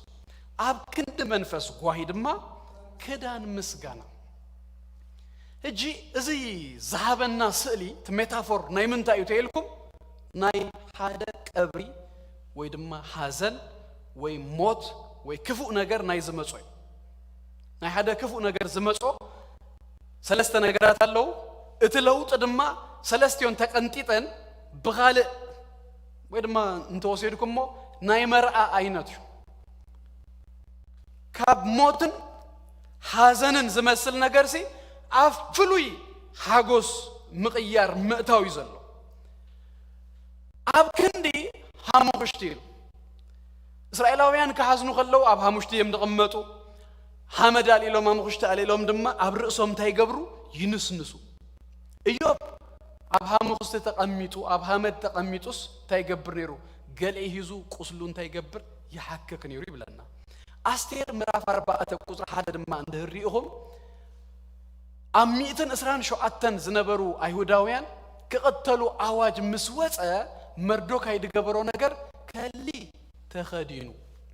عبر أسود ما حامد نسنيسو إزبلنا سلازي هجي أبكند حامو خستي እግዚአብሔር ግን እንታይ ዝብለና ዘሎ ተመስህ ግን ዝገብሮ ነገር እንታዩ ዘውድ ክደፍ አሎም ሓሙኽስቲ ኣይኮነን ኣብ ለለ ክደቅመጥ ኢየሱስ ጎይታዩ ዘውዲ ክደፍ አልካይ ዘውዲ ክደፍ አልኬ ኢየሱስ ክርስቶስ ጎይታዩ ኣብ ክንዲ ሓዘን ድማ ናብ ውሽጢ ኸዝኣቱ ዘይቲ ክመጽኡ ኢየሱስ ክርስቶስ ጎይታዩ እዚ ዘይቲ ድማ ዘይቲ ሓጎስ ኣብ ውሽጢ መጽዩስ ነቲ ዝተሰብረ ልቢ نتز تقود لبي انت يزقبر زفوس كابسرو حزنات منكيلو بكا نقاقيلو اوسيوس بحاغوس زمل زيتي فسيسولنا يسوع كريستوس قويتاي سب كبصو زيكل اب وشتنا اب نفسنا اب لبنا نزلو حزنات منفس قدوس ግን እንታይ ይገብር መስለኩም ዘይት ከንጠብጥብ ከሎ ውሽጥና ይፈውስ ዘይት እዚዩ ዘመጸ ኢየሱስ ኮይታዩ አብ ክንድ ድማ ይሉ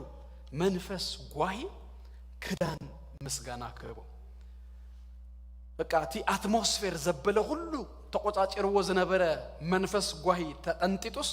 ኖ እንታይ ከዋሃብጂ ክዳን ምስጋና አብ እንደ ሐዘን ገለ خطአቱ ከለኹም ቲንግ ኩላህና ይዝብል you feel هذا ነገር ምሽ ከምዚ almost ድጭበጥ ለመስል በፍላይ ቲ ገዛም መመሪ እንዳምረሩ እንደህር ናብታ ሐዘን ገለ እንደህር ተፈንዮም ሲ ልክ ኣብቲ ገዛ خطአቱ ከለኹም ሲ ከምዚ ተገበርኩም ውስጥ ሕዝዎ ዝመስል አይነት ሐዘን ሲ እንታይ ይኸው ትረኽቡ ናይ ጓሂ መንፈስ እንታይ ይገብር ይመለበቅ ሹ አፍካ خفت ተልካስ ከመይገሩ ከመስግን ገለ ከመይገሩ ግን ወይታ እንታይ ይዝብል ዘሎ እቲ መንፈስ ጓሂ ነቂሉስ ኣብ ክንዱስ እንታይ ክህበየኩም ክዳን ምስጋና ኢየሱስ ክርስቶስ ጎይታይ ኢየሱስ ጎይታይ ኣብ ሓድሽ ኪዳን ብዛዕባ ጎይታ ኢየሱስ ክርስቶስ ዘምጻልና ህይወት ሓድሽ ህይወት ክዛረብ ከሎ ብዛዕባ ክዳን ድማ መሲሉ ከምጾ ከሎ እንታይ ይገብር መስለኩም ነቲ አረጊት ክንቅጥጦ ነቲ ሓድሽ ድማ ክንለብሶ ይዝነግረና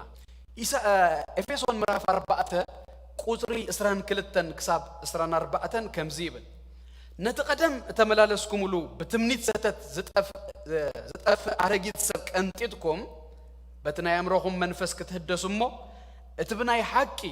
ጽድቅን ቅድስና በመልክ አምላክ እተፈጥረ ሓድሽ ሰብ ልበሱ ይብል ነቲ አረጊት እንታይ ግበርዎ ቀንጥጥዎ ነዚ ግን በመልክ አምላክ ተፈጥረ ድማ እንታይ ግበርዎ ልበሱ ተሓደ ክቅንጠጥ ኣለዎ እዚ ለብስ መታ ኩላህናኮ ሎም ተኸድና ይወዳንኮ ትናይ ገዛ ኸዳና ዲዩ ገለስ አውጺና ነዚ ተኸዲና እዩ ተሓደ ክወጽ ኣለዎ እዚ ሓደ ድማ እንታይ ክገብር ኣለዎ ክንለብሶ ክንከላለና አምላክ ደዳሎ ኢዝ provided you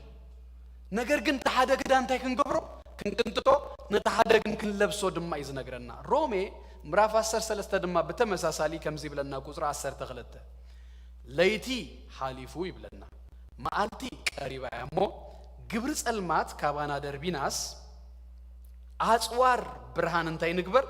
ንልበስ ግብር ጸልማት እንታይ ንግበር ካባና እንደርብዩ ህጅግን ክንለብሶ ዝግባአና አጽዋር እንታዩ ብርሃን ስለዚህ ተሓደ ከቀንጠጥ ኣለዎ ዘሓደ ድማ እንታይ ክገብር ኣለዎ ክልበስ ኣለዎ መንፈስ ጓሂ ከቀንጠጥ ይዘለዎ ክዳን ምስጋና ድማ ክልበስ ይዘለዎ ኢየሱስ ክርስቶስ ጎይታይ ንመንፈስ ጓሂ እንታይ ግብርዎ ቀንጥጥዎ ደርብዮ ንመንፈስ እንታይ ግን ንክዳን እንታይ ግን ክንክደን ክዳን ምስጋና ክብርና አምላክና ይኹን ኢየሱስ ጎይታይ መጽሐፍ ቅዱስና ብዙ ክዳናት አለው ብዛዕባ ክዳናት ዝሓለፈ ሰሙናት ከጽንፈቲና ና ብዙ ክዳን ከምዘሎ አስተብይለ እጂ ተንኩለን ክዳናት ኣብዚ ስብከት እዚ ክነምጻና ይንኽእልኒና ግን ነተን እግዚአብሔር በፍላይ ንሰብ ዝኸደኖ ክዳናት ግን ከለ ክንሪ ንመጀመሪያ ጊዜ እግዚአብሔር ንሰብ ክዳን ዝሃቦ ኣብ ዘፍጥረት ምዕራፍ 3 ኢና ንረክብ ኣብ ዘፍጥረት ምዕራፍ 3 አዳምን ሔዋንን ካብታ እግዚአብሔር አይትብልኡዋ ዝተባህልዎ ፍረ ምስ በልኡ የኢንቶም ድማ እንታይ ኮነ ብለና ሹ ተኸፍታ ጥራይ ምዃኖም ድማ ፈለጡ ሹኡ ቆጽሊ በለስ አላጊቦም ተኸድኑ ይብል ንመጀመሪያ ጊዜ ክዳን ትብል አቡይና ንረኽባ ሃፍረቶም ምስራአዩስ በቆጽሊ በለስ ገይሮም ክሽፍንዋ ፈቲኖ ናይ ገዛ እርሶም ጽድቅ ገይሮም ሲ ነታ ሃፍረት ክሽፍንዋ ፈቲኖም ቆጽሊ ግን በለስዩ ፀሐይ ምስ ወፀ ከሐር ክቀውም ደይክእል ክጸንዕ ዘይክእል ነገር ሲ ፈቲኖ ናይ ሰብ ጽድቂ ካብዚ ይሐልፍ እግዚአብሔር ግን በክርስቶስ ኢየሱስ ዳህራይ ዘልብሰና ልብሲ ብዘመላኸት መንገዲ ብሉይ ኪዳን ናይ ሓድሽ ኪዳን ጸላሎት እንዲዩ ዝሓለፈ ጊዜ ዝበልኩኹም ሓድሽ ኪዳን ኣብ ብሉይ ኪዳን እንታይ ገይሩ ይመስለኩም ተሰዊሩ ብሉይ ኪዳን ድማ ኣብ ሓድሽ ኪዳን ፍንቱ ኢሉ ይዘርአ ሕጂ ሓደ ግዜ ሰባት ኪዳን እዩ ተቀይሩ እምበር እቲ ቃል ኣይተቀየረን ተቃርቦ ናይ ጎይታ እዩ ከምዚ ነቲ ናይ ብሉይ ኪዳን ሲ ናይ ብሉይ ኪዳን ገለ ክገብሮ ወደልዩ sometimes ናይ ግዜ ከም ዘምጽዎ ናይ ግዜ ከማንሲ ከም ዝገድፍዎን ግራ ይዳኣትዎ ኖ ኩሉ ቃል እግዚአብሔር እዩ ናይ ጎይታ ቃል እዩ ከም ዝበልኩኹም ሓድሽ ኪዳን ኩሉስ አቡ ኢና ንረኽቦ ኢንፋክት ከማነይ ታ ክስታይ ሃንት ስቴፕ ተስጊርናያ ሓድሽ ኪዳን ብዘይ ብሉይ ኪዳን ክቀወም አይከልን ብሉይ ኪዳን ግን by itself ደው ክብል ይኽእል ከመይ ተልኩምኒ ኣብ ግብረ ሐዋርያት ድነበሩ ናይ መጀመሪያ አመንትኮ ሓድሽ ኪዳን አይነበሮም ካብ ብሉይ ኪዳን ንኢየሱስ ይሰብክዎ ነይሩ ዩካን ትኽእል ኢኻ ብዛዕባ ኢየሱስ እናሰበካ ካብ ብሉይ ኪዳን ሓድሽ ኪዳን ግን ታ ዝሓለፈ ግዜ ዝረአናያ ዕብራውያን ምዕራፍ 13 በሃንተ ሐረግ በሃንተ ቃል ደሃለፋ መስዋዕት ምስጋና ዳራይ ናብ ዘሌዎ ወይን እንተ ዘይከድካስ መስዋዕት ምስጋና እንታይ መኾኑ አይተረዳን ኣብ ሓድሽ ኪዳን ኦልሬዲ ነቲ ኣብ ብሉይ ኪዳን ስለዘሎ ፍሉጥ ኢሎምሲ ሃንቲ ሐረግ ሃንቲ ቃል እናሃቡ ዝኸድዎ ብሉይ ኪዳን እንተ ዘይህሉ ሪፈረንስ እንተ ዘይህሉና ነይሩ ኣብ ምንታይ ጠልጠል ምበለ ኢየሱስ ጎይታ ስለዚህ እቲ ብሉይ ኪዳን ናይ እግዚአብሔር ቃል እዩ ሃንቲ ነገር ጥራይ ሓዙ ከተሐለፍ ከለና ናብ ሓድሽ ኪዳን ተሄርመኔቲክስ እዚ መስቀል ግበሩሞ በመስቀል ይሐልፍ ይሐልፍ ንስያ በቃ ታመፍለጥ ተስያ በመስቀል ደይሐልፍ እንድህር ኮይኑ ኣብተ መስቀል ተወደእተ ኮይኑ አቡ ተወዲዩ በመስቀል ግን ከሐልፍ እንድህር kiilu እጆናል መስዋዕተ ምስጋና ናአምላኽ ምስጋና ይሐልፍ ዶ ይሐልፍ ሎማ ከተመስግን ዶ ተመስግን ዕብራውያን አይተመስግኑ ተወዲዩ ሎ በዝብል ዘጸንሐስ ዳሕራይ ግን መስዋዕተ ምስጋና አቅርቡ እጂ እቲ ነገር ይተቀይሩ መንፈሳዊ ኮይኑ ጤል ገንሸል ሂዛህ ዶ መጽ ኖ እሱ ተወዲዩ ሎ እጂ ገዛ እርሰኻ ይዝካ ተመጽ እጂ ናይ አንደበትካ ናይ ቃልካ ፍረ ከናፍርካ ይዘድል ዘሎ ኢየሱስ ጎይታ ክብረና አምላኽና ይኹን ስለዚህ እዚ ኣብ ብሉይ ኪዳን አዳምን ሔዋን እንደተኸደኑዎስ ዳሕራይ በጎይታ በክርስቶስ ኢየሱስ ዝተኸደናዮ ናቱ ምሳሌ ነይሩ ዘፍጥረት ምዕራፍ 3 እዚ ምዕራፍ 19 ራእይ ዳርጋ ሞርዳእታ ማለት እዩ ድማ እንታይ ይብለና ብን ዝበለ ጻዕዳ ሻሽ ታይተ ንቤተ ክርስቲያኑ ተዋህባ ክትክደን ተዋህባ እዚ ድማ እንታይ እዩ ጽድቂ እቶም ቅዱሳን ጎይታና ኢየሱስ ክርስቶስ ኣብ መስቀል ክውል ከሎ ኃጢአት ዘይነበሮ ንሱ ስለና ኃጢአት ኮነ ናቱ ጽድቅኸ ለውጥ ተገይሩ ንአና ተዋሂቡና ስለዚህ እዚ ክዳን እዚ ተኸዲና ኢና ሕጂ ካብቲ ዝተዋሃበና ክዳን ሓደ ንአዳም ደበሎ ከዲንዎ ቆርበት ይኸዲንዎ ንአይን አኻኩም ግን ብን ዝብል ጻዕዳ ሻሽ ጽድቂ ናይ ክርስቶስ ኢየሱስ ተኸዲና ኢና ሕጂ ክንመጽእ ከለና ናብ አምላኽ እዚ ጽድቂ እዚ ስለዝተኸደና ኮይኑ ብኡ ንአምላኽ መስዋዕት ምስጋና ማለት ንስሙ መናፍረ ከናፍር ከነቅርብ ድኻልና በገዛ እርሰኻ ሞኽት መጻይ ትኸልኒኻ ስለዚህ እዚ ጽድቂ እዚ ስለዝለበስና ኣብ ቅድመ አምላኽ ተቀባሊነት ኣለና ንህቦ መስዋዕቲ ንህቦ ፍረስ በክርስቶስ ኢየሱስ ስለነምጾ ዘለና አምላኽ ይቀበሎ ኢየሱስ ክርስቶስ ጎይታ አማ አኸል ድማ ሰይጣን ክዳኑ ዘርሰሐሉ ዳሕራይ ድማ እግዚአብሔር ግኑ ቀንጢጡ ዝሃቦ ሰብ ድማ ኣሎ ኣብ ዘካርያስ ምዕራፍ 3 ቁጥር 3 ነትካህን ኢያሱ እቲ መልአክ ነቶም ኣብ ቅድሚው ቆይሞም ዝነበሩ ነትረሳህ ክዳውንቲ ካብኡ አልዕልዎ ኢሉ መለሰሎም ንኡኻ ረአ አበሳኻ አውጻኹልካ ብሉጽ ክዳውንቲ ከደንኩኻ በሎ ብሉጽ ክዳውንቲ ተኸዲና ትናይ አበሳ ረሳህ ክዳውንቲ አምላክ ቀንጢጡልና ኢየሱስ ጎይታ ንህና ኢና ንገዛ ርስና ክንሪኣ ከለና አነ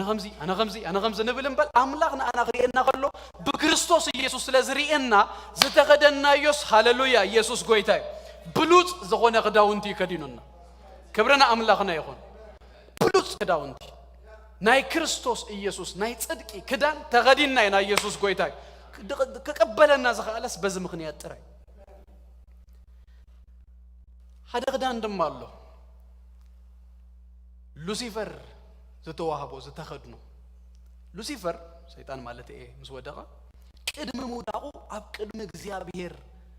ዝነበረ ብሉጽ መልአኽ ነይሩ ኣብ ቅድመ ዙፋን እግዚአብሔር ዝርከብ ዝነበረ ንኣምላኽ ድማ መስዋዕቲ ምስጋና ኣምልኾ ከቅርብሲ ዋና ዝነበረ ሕጂ ከምቲ አንቶ ይዝበልኩኹም ክንበዩ ከለው ነቢያት ነቲ ዘመን ይንበዩ ኣስጊሮም ድማ ንቅድሚት ወይ ይንበዩ ወይ ንድህሪቱ ንመለሱ ሕዝቅኤል ድማ ንድህሪቱ ተመሊሱ ናበይ ናብቲ መልአኽ ከሎ ሰይጣን ዝወደቆ ውድቀት እዩ ተነብዩ ሕዝቅኤል ምዕራፍ 28 ቁጥር 13 ከምዚ ይብል እጂ ነቲ ንጉስ እዩ ተልኩምሲ ተቃል ባዕላስ ነቲ ንጉስ ከምዘ ይኮነ ተረደ ታይብል መስለኩም ንስኻ ኣብ ኤደን ገነት እኮ ብዘይካ ኣዳም ማንም ኣይነበረን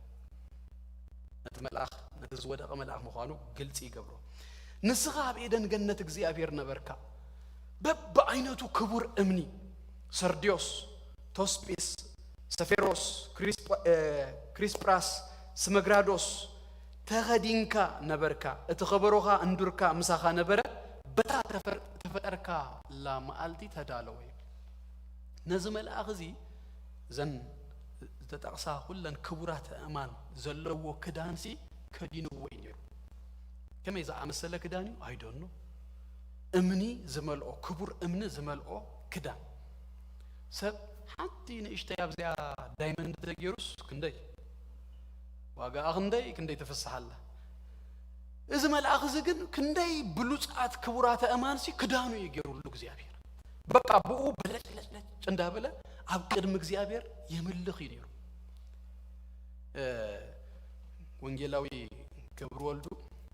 ፕሮፌሽናል ጂኦሎጂስት ለዝኾነ ነዚ ክሰብከኩም ከሎ ክነግረኩም ኣይከልኒ ተን እምነታት ኩለን ዳምጻ ይዝዛረብ ኩለን ግን ሓንቲ ባህሪ ኣለወን እንታይ ዝገብር መስለኩም ሪፍሌክት እንድገብራ እግዚአብሔር ኣብ ዘይቀረብ ብርሃናት ዝነብር ይምሽ ኣብ ቅድሚኡ ድማ ንኹሎም መላእኽቲ ኣምልኾ ከመርኽ ድመደቦ ድማ እዚ ሉሲፈር ንሱ ድማ ዝተኸድኖም በኣር ዝኽዳን እዚ ስለዚ ሪፍሌክት ዝገብር ናይቲ ብርሃን ናብ ይመጽእ እንታይ ይገብር ማለት እዩ ሪፍሌክት ዝገብር እሱ ግን ኢሳይያስ ምዕራፍ 14 ክንንብብ ከለና ንረኽቦ ነገርሲ ኖ ኣብ ክንዲ ኣነ ሪፍሌክት ድገብር ንኡ ደምልኽሲ ኣብታ እግዚአብሔር ዝቕመጣሲ ኣነ በኣለይ ኮፍ ክብል ኣለኒ ኢሉ ነዛ ሓሳብ እዚኣ ገና ሓሲቡ ኣይተገብራን እኮ እግዚአብሔር እኮ ኣብ ክብሩ ክመጽእ ከሎ ሓሲቡ ከይወድኣስ መሬት ተደርብዩ እዛ ክዳን እዚኣ እምበኣር ናቱ እያ ነይራ ገለ ነገር ንስኻ ክትገብሮ ዝግባእካ ዝነበርካ ነገር ብምኽንያት ዘይምእዛዝካ ካልእ እግዚአብሔር ኣምፂኡ ከግብሮ ከሎ ብጣዕሚ እዩ ዝሕዝ ብጣዕሚ እዩ እንታይ ዝገብር ሕር ዘብል ምክንያቱ you had a chance an opportunities ነይሩካ ነገር ግን ታ opportunity ኣይተጠቀምካላ ኣነ ንስኻትኩምን ንኣምላኽ እጅ ክነመስግኖ ከለና ንሰይጣን ሕር ኢና ነብል he had a chance ዝክቡር እምኒ ዘለዎ ክዳን ተዋሂቡስ ኣብ ቅድሚ እግዚአብሔር መስዋዕት ከቅርብ ከምልኽሲ ተመዲቡ ነይሩ ነገር ግን ወዲዩ ሕጂ እግዚአብሔርና ኣና ኣምፂኡ ኢየሱስ ክርስቶስ ጎይታይ ክዳን ጽድቅ አልቢሱና ክዳን ምስጋና ደሪቡና ኣብ ቅድሚ እግዚአብሔር ኮይንና ከነመስግን ከለና ንሰይጣን ርእሱ ኢና ነጨፍልቆ ዘለና ብምስጋናና ይሕርር ኢና ነብሎ ዘለና ክነመስግን ከሎና ዝሆኖ ነገር ክነግረኩም አይከል ሰይጣን በቃ ዝደልያ ነገር ኣብ ኣፍና ከቀምጦ ዝደሊ ምረት ገለ ካለ ነገር ከይነመስግን ክነግሮም ኣብ ክንድ ናይቲ እግዚአብሔር ዝገበረልና ክንርኢሲ ኖ እሱ ደይኮነስ ናብቲ ተስፋ ዘቁርጽ ገለገለ ክናዊ ከሪእና ዝደሊ ንምንታይ ከይነመስግን ማለት ከነመስግን ግን እንድሕር ጀሚርና በቃ ነገር ተወዲኡ በኢየሱስ ስም ከይበልከ ይኸለኻስ በምስጋና ኻጥራይሴ ተወድቆለኻ መመሊስካ ትጨፍልቆለኻ መመሊስካ ኢየሱስ ክርስቶስ ጎይታ ክብርና አምላኽና ይኹን ክዳን ምስጋና ተዋሂብና ኢና ኣብ ቅድሚ እግዚአብሔር በምስጋና ኢና ደው ንብል ኢየሱስ ክርስቶስ ጎይታ ኢየሱስ ድማ ዝረኸበና ሰባት ኢየሱስ ኣብ ልብና ዘኣተወ ንኢየሱስ በቃ ናትና ዝገበና ሰባት ስለዝኾንና እዚዩ መልክዕናን ባህሪና ሉቃስ ምዕራፍ 1 ምዕራፍ 2 بمسغانا زتملأ ምዕራፍዩ ብዙ ዝማሬ ብዙ ምስጋና አቡ ቀሪም ግጥምታት ምስጋናታት በሽበሹ እንታይት ምስጢር ተይልኩም እንታ አንቶ ይዝበልኩም ሃጎስ ምስጋና ሃቢረን እንደንኸዳ ሓደ አብ ሃጎስ መጽያ እሱ ድማ ኢየሱስ ተረኺቡ ካብታ ሓንቲ ብጣዕሚ ትገርመኒ ጎይታና ኢየሱስ ክርስቶስ ክውለድ ከሎ ዮሴፍን ማርያምን ከም ተፈልጥዎ አብ ገሊላ ናዝሬት እዮም ነይሩ ዳሕራይ ግን ተአዋጅ ምስወፀ ከምቲ ኩሉ ሰብ ክፍቀዱ ነቲ ስታስቲክስ ከማሉ ኦመታንሲ ናብ ይሁዳ ናብ ቤተልሔም መጽዮ ምስመጹ ተከተማ ብዙ ሰብ ስለዝመጻ ዘእትዎም ሲኑ ዓለም አይፈለጠትን እንበር መድሃንያ ይመጽዩ ነይሩ አምላኽ ብስጋ እና መጸንከሎ ግን ደስታ ባህለ እንደፈለጠንሲ አይነበረን ቦታ ተሳኢኑ ስፍራ ተሳኢኑ አብ ሓደ ገዛ መወዳእታ ግን ተረኺቡ አበይ አመብልዕ ማል እጂ እንዳ መንዮም አብት መብልዕ ማል ደፈቀዱሎም አይተነግረና ግን ታታዝነኒ ለክ ነቲ ወዳ ወለደት አብት መብልዕ ማል ድማ አቀመጠቶ መስበለ ተቀጽላ ዘላ ተቅሲ ነቶም አበረኻ ዝነበሩ ጓሶት መልአኽ መጽዩ አብ ዓለም ኩሉ በቀና ዓለም ኩሉ ሓጎስ ዝኸውንሲ መድሃን ተወሊዱሎ ይሉ አበሲርዎ እቶም መብልዕ ማሎም ደሃብዎም ሶም አይፈልጡን what miracle እንታ አይነት ነገር አብ ህይወቶም አብት ገዛቲ ይውለዳሎስ they don't know እንተ ዝፈልጡ ከማይ ምገበሩን መስለና ሐቂ ጋሻ ሆይኩም ከድኩም አብ ዝኾነ ክሳይሲ መደቀሲና ከማን ንገድፈልካ ንውደቅሱ ገለ ይዝባሃልኩ ንሰብኩ ንኢየሱስ ግን ከም ትሪዋ መደቀስ መሊኡሎ ሳሎን መሊኡሎ ብራንዳ መሊአላ አብታ መብልዕ ማልያ ዘላ ተባሂሉስ ንዮሴፍን ማርያም እንደተዋሃበቶምሲ አመብልዕ ማሊ ንኢየሱስ ቦታ ተዘይህብካዮ ሓጎስ ድማ ናባኻ ይመጽን በረኸት ናባኻ ድማ ይመጽን ምስጋና ክህልወካ ይክእል ቶም ጓሶት ግን እዚ ምስተነግሮ ካብቲ አዝያ ድማ ደስት ብለን ነገርሲ ንኩሉ ህዝብ ዝኸውን አቢ ሓጎስ እበስረኩም ኣለኹ እናበለ አይትፍሩ ክብሪ ሪኦም ብርሃን መጽዩ አብ ክብሪ ካል ዝመልአኽ ዚና ነገሮም ከሎስ እንታይ ዝብል መስለኩም ሰራዊት ሰማይ ድማ ብድንገት እንታይ ገበርዎም ሓበርዎም ይብል ተጸምቢሮም ድማ ክብርን አምላኽ አብላዕሊ ሰላም እናበሉስ ከመስግኑን ክዝምሩን ጀመሩ እዞም መልአኽት እዞም ጓሶት ከመይ እድለኛታት ናይ ሰማይ ዝማሬስ ክሰሙ ጀመሩ ኢየሱስ ክርስቶስ አብዘለዎ ቦታ ሁሉ ሓጎስ አሎ ምስጋና ድማ አሎ ማርያም እዚ ኢየሱስ እዚ ናባ መስመጸ ከተመስግን ያጀምራ ምዕራፍ 1 ሉቃስ ካብ 46 ክሳብ 56 ዘሎ 11 ጥቅስታት ናይ ማርያም ጸሎትን ምስጋና ማርያም ድማ በለት ይብለና ነፍሰይ ንእግዚአብሔር እንታይ ተገብሮላ ተአብዮላ አንቶይ ይነግረና ነይሩ ስምዖንን ሐናን ድማ ነቲ ተስፋ ዝጸባበዩ ዝነበሩ ዮሴፍን ማርያምን ነቲ ሕፃን ኣብ ሻምናይ መዓልቱ ናብ ቤተ መቅደስ ይዞሞ ክመጹ ከለው ካብ ሰብ ኩሉ ዝተረድኦም የእንቶም ዝበረሃሎም ኢየሱስ መን ምዃኑ ዝፈለጡ ስምዖንን ሐናን ጥራዮም ነይሮም ስምዖንን ሐናን ዝገበርዎ ነገር ድማ እንታይ ተይልኩም ምስጋና እዮም ቋምጽዮም ስምዖን ሂዝዎ ኣብ ቁጥር 38 እስራን ሶሪ ንሱ ድማ ኣብ ኢዱ ሓቆፎ ንአምላኹን እንታይ ገበረ አመስገነ ይዝብል 38 ድማ ንሳውን ሽኡን አቡ መጽያ ንአምላኽ ሐናያ አመስገነቶ ይብል ንኢየሱስ ዝረአዮ ንኢየሱስ ዝረኸቦ ሰብሲ እንታይ ይዝብለኩም ዘለኹ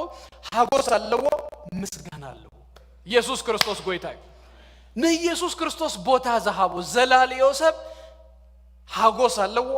ምስጋና ድማ ኣለዎ ክብርና አምላኽና ይኹን ክብሪ ንአምላኽና ይኹን ስለዚህ ነህና ክዳን ምስጋና ዝተቀበልና ዝለበስና ሰባቲና ሁሉ አብዘን ሰለስተ ማልታደ ተማህርናዮ ዋና ጎሉ እንታይ መስለኩ ምስጋናና ክውስኽ ፍረ كنافرنا أبقد ما أملاخسي كنبزح عفنا خنكفت كنلامد مسجانا خنبزح بك أبقد مجزيا بيرسي نامس أنا بهبرت نقولي خنا مسجنو كنزمرلو نسمو خن أتن كنخبر يسوس قويتاي بقول كناون كمون ده جبرنا خن كيد متانيو سلازي همشته تيبس كنوسد مو نزات مرتزي أخن زازم تقمي ناي مسجان أنتايو بمسجان ناس انتاينا نركب أنا ما دجو مچم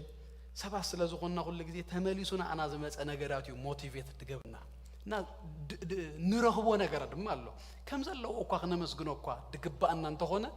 جن بمسجان نادما تحققسيو كنا مسجن كل الناس نبيوت نفس وكف ناس زغون الله نجرالو زين حمشت نجرات بحال شيروخن ريمو كنزازمينا قداماي مسجانا نابهلنا እግዚአብሔር እንታይ ዝገብረና ዘእትወና መዝሙር 100 ቁጥር 4 አብደጌታቱ በምስጋና ናባጸዶን በወዳሴ እንታይ ገበሩ ይዝብለና እተው አመስግንዎ ንስሙ ኸአ ባርኹ ይብል እግዚአብሔር ይመስገን አብልውና እግዚአብሔር ዘእትወና ነገር እንታዩ ምስጋና በቃ እንዳመስገንካ እንዳዘመርካ ንግዚአብሔር እንዳመስገንካ ይከትከድ ከለኻ the closest ናብ አምላክሲ ናብ ተህልውና ተጸጋሉ ሓደ መንገድ እዩ ቻርልስ ስፐርጀን ከሙይሉ ብዙህ ነእምሩ ዝወጣጥር ነገር ዝነበሮ አገልግሎት ዝበዝሖ በስጉኡን ጸገማት ዝነበሮ ሰብ ነገር ግን ይሉ one thing ይሉ ንአምላክ ከመስግኖ ከጅምር ከለሁ ኣብ ጉባኤ ክዝምር ከለሁ ተን ኩለን ናተይ ወሪስ በቃ በአእምሮ ይዘመጻ አምሻለሁ ዝወጣጥረን ኩለን ሲ ርግፍግፍ ድብላለይ ድርስ አሉሞ ተክሎዘስ ምስ አምላክሲ ህልውኑ በቃ ዘስተማቅረሉ ጊዜ እንተሎስ when I praise him ሐቅ ቆይ ከነመስግን ከለና ነገራት ሁሉ እንታይ ደኸም መስለኩ ናረገፈ ናቀለለ ቶሚቴሪ ድባል ድማ ሰባለው ጋድ ቼዘርስ ድብል መጽሐፍ ድጻሐፈ ዳሚ ጽብቅት መጽሐፍያ በቃ ና አምላክ ምድላይ ገለያ ተዛራ እሱ ሃንተ ዘሃባ ምሳሌ ነገር አላ ደስ ትብለኒ ሰለስተ ይመስለን ደቁ ወይ ክልተ ወይ ሰለስተ ደቁ አዋልዴን እጅና አሽቱ خلو አይሉ ሓደ ማልተስ ኤሌቬተር ነይሩ ይሉ እጅቲ ኤሌቬተር ክንድዚ ሕቱም ድረ ነገር ይብሉን ካብዝን ላሊ መስተያትዩ እጅና ብላሊ ናብቲ እንታይ ዝባል ፍሎርቲ ህንጻ ናብላል እንዳኸድካ ክትከይድ ከለኻ ክፉትዩ ኣብቲ ኤሌቬተር ካብዝን ላሊ ክትርኢ ትኽእል ኢኻ ማለት እዩ እጅ እንዳራኣኻ ክትከይድ ከለኻስ ተን መካይ እንዳናኣሳ ተን ሰባት እንዳናኣሱ ገለስ ነቲ ደገ ኢንጆይ እንዳገበርካ ይትኸይድ እዩ እጅ ተንደቀይ ዳዲ በጃኸባ አቆፈን ገለመ እንዳቀባጥሩ ላይ ገለገለ ዳህራይ ኦኬ ላይ ይሕዘን ይሉ ዳህራይ ምሳይ ይሪአይሉ ታይ ተረዲኡን ይሉ ልክ በታ ሞመንት ትያ ንአምላኽ እኮ ከመስግኖ ከለኹ this is what happened ይሉ ተመስገን ጎይታ እንዳበልካ ንጎይታ እንዳመስገንካ ክትከይድ ከለኻ ዓብ ኦፉኡ ኢኻ ተአቱ የጸጋአካ ዳህራይ ናይ ዓለም ኩነታትን ሽግርንሲ ከምዚ እዛ ዝበልኩኹም አይነት ምርአይ ክትጅመለኻስ ለካስ ተን ሽግራት እናናአሳ በአይን እግዚአብሔር ሲ ክትጥምቶ ትጅምር አብልውና እግዚአብሔር እኮ ምእታውሱ ይዝገብር ክንድገለ ዝሆነ ኮይኑ በቃ ማውንቴን ኮይኑ በቃ ካለ ነገር ክትርኢ ደይ ገበረካ ሽግር አብተህልውና መስአተኻ ግን ቅልል ይዘበለኩ የለን ኣብ ቅድመ እግዚአብሔር ዳአዝስ እንታይ እዩ ትብል ኢየሱስ ጎይታ ስለዚህ ህልውና እግዚአብሔር ክንረክብ በአይኑ ክንርኢ ነገራት ይገብረና ካልአይ ተአምራትና ድማ ነጽናአሉ ይመስጋና ሓለፈ ሰሙን ሪና የርና ተሓደ ሳምራዊ ነቲ ካብቶም 10 ለምጻማት ናብ ጎይታ ደመጸ ቶም ተሻዓተ ኸቢሉ ኢሉ ጎይታ where are the nines ደፈወስኩዎም እኮ 10 እዩ አምላክ ባሉስ ይድነቅ ይግረም እኮ ማለት እዩ ታሕቶ ከመያ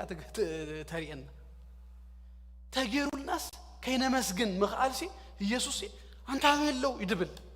አባኮስ አይኾይና ከምት ድመጸ ዲና ነኸውን ወይስ ከምቶም ረረኺቦም ያሂዞም ዝጠፉ ግን እኔ ወይ እንታይ ክብል ደልየ በትግርኛ እዝኮ ምስመጸ ከምቶም ካልኦት አይኮነን ደጊሙ ድማ ጎይታ ተዛሪቡ ወይ እምነት ካንታይ ጌራትከ ይህውያትከ አሙኺድ በእንግሊሽ ድማ እጂ ናው ታይ ኮይን ከለኻ መስለከኝ ኮል ሙሉ ኮይን ከለኻ እጂ ነቲ ካብ ጎይታ ዝረኸብናዮ ነገር ክነመስግን ከለና ኣብ ህይወትና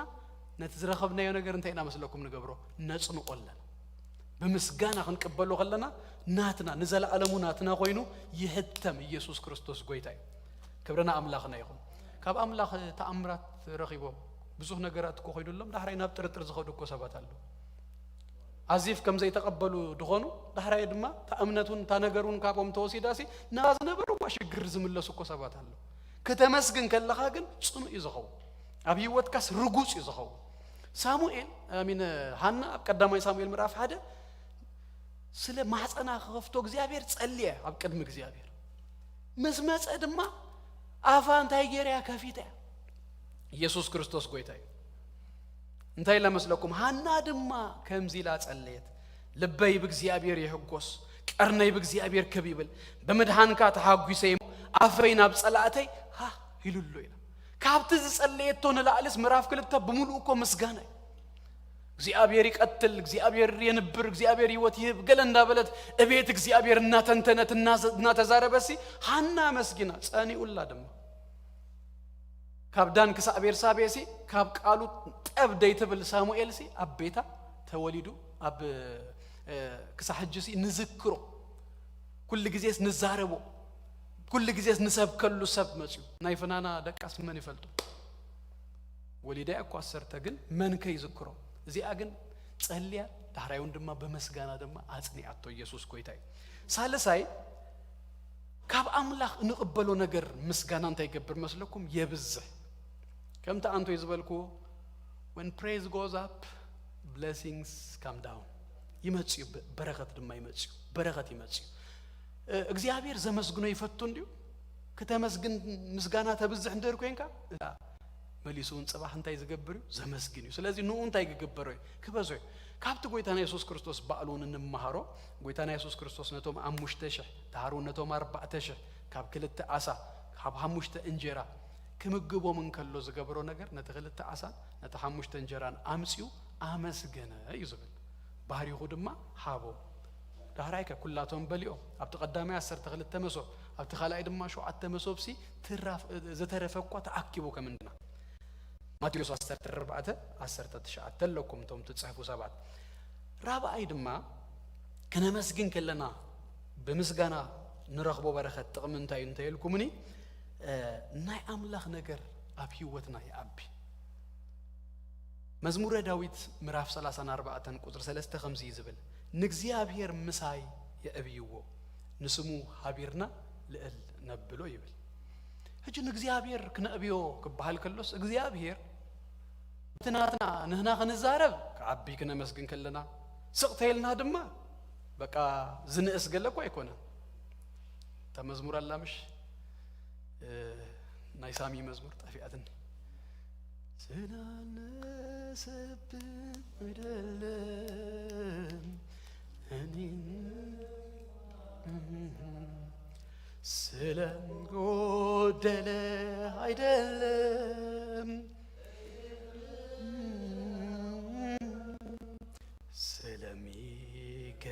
ስለሚገባህና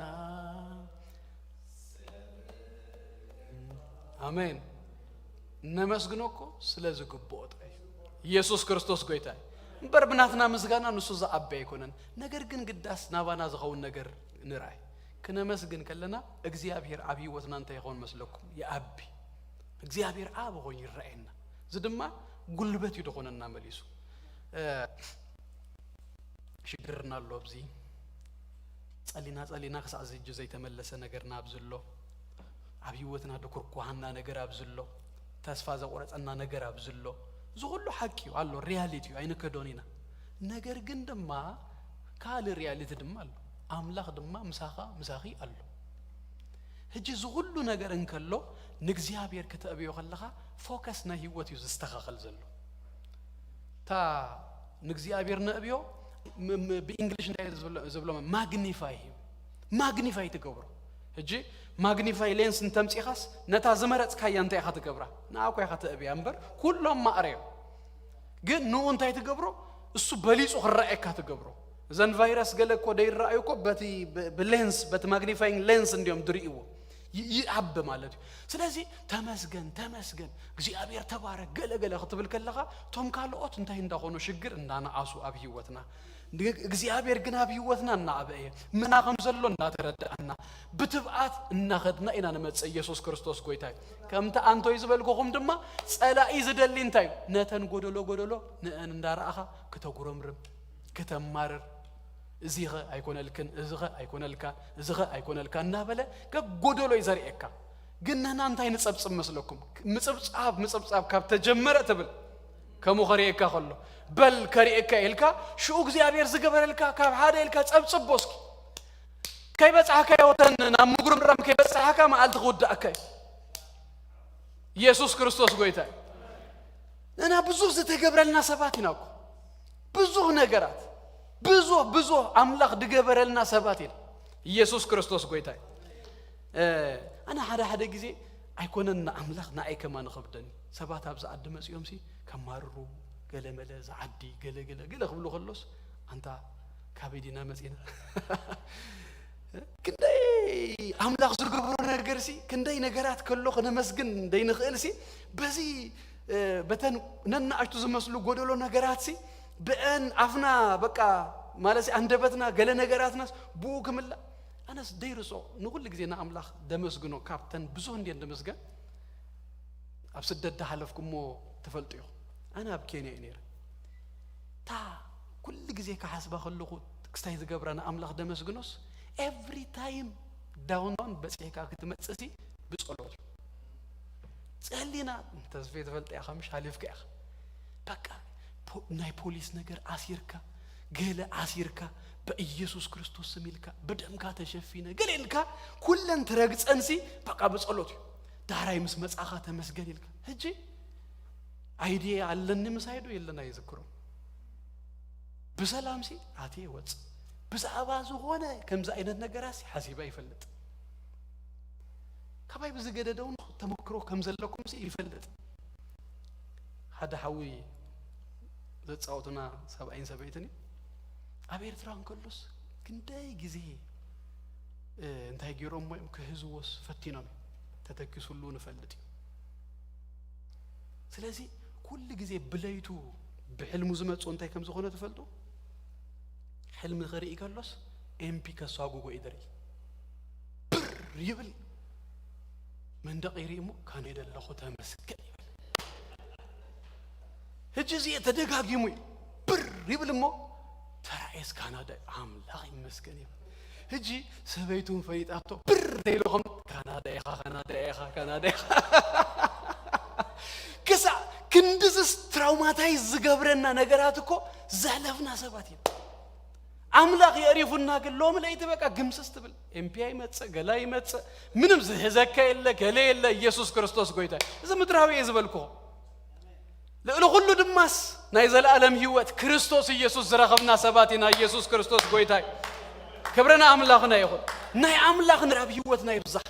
كم قصر دجمر الناس اتن بركاتنا بانو قصر بزح كوز دجبرنا سباتنا هذا ود دما بزح على فجزي نبير ترى خيدوس مستمرس أنت مسيحويل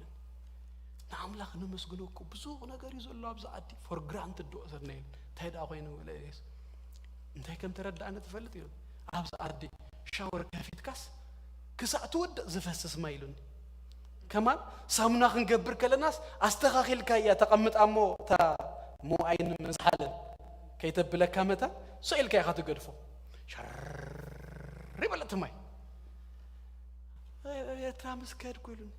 تاماي تعاكينا تان هتس أبلا قل هجو for granted نوصدوم نجراسي مبزوه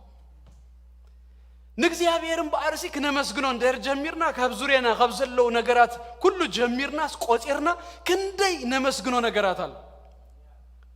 ناي مش اسلا زخونكم دي يبزح لكم الله كندي كسبسبو كويزلو يسوع كريستوس غويتاي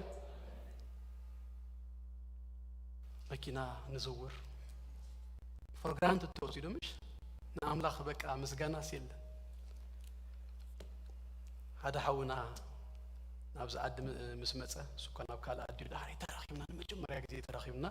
كنتسلي كنا مسجن تواهيلنا بزوح تجزي أبير زحلفنا نجرس كن دا ذكرنا نعملخنا مسجن نويل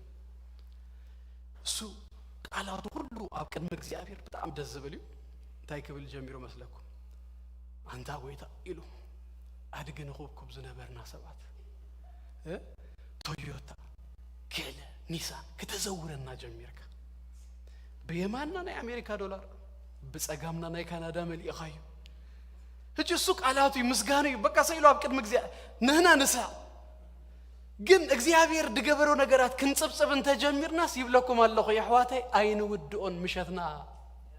يسوع كريستوس قويتاي سلازي مسجانا نتيجوت أبكر مجزيابير نزلنا هيوتسي ماغني بيرو أبتا تككلني على جرجة تنتقرم ربلن تبزيو هيوت كم يتيلو مخا مرات يعطوا قدم أتن تتصبقات أنتوي زتقاقص كلكم عينة نجارات نداب زحكة تمسكن توينكا هيوت كم life is good يا خاطب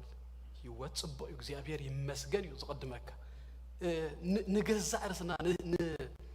positive كوينا gratitude زلوا وكوينا من ملل أسناكو نجزع رسنا يزتك مرات دبزو هذا مرات دم ما يسقنون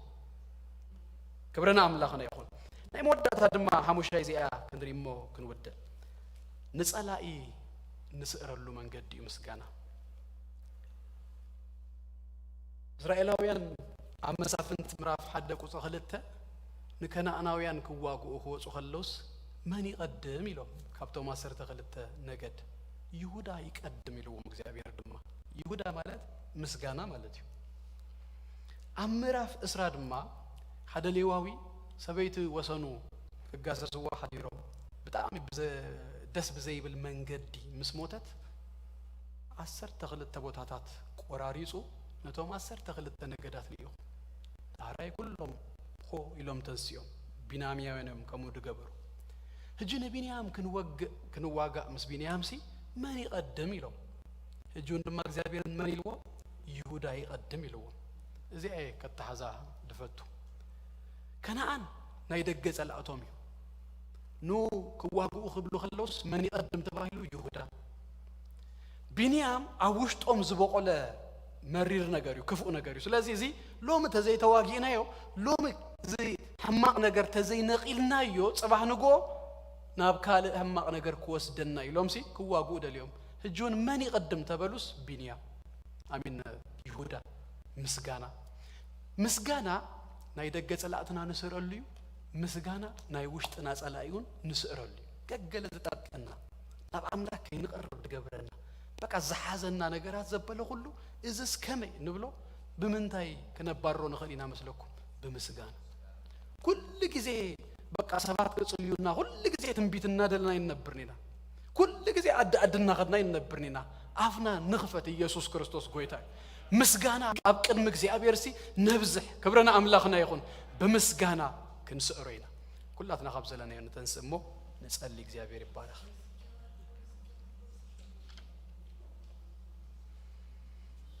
هاليلويا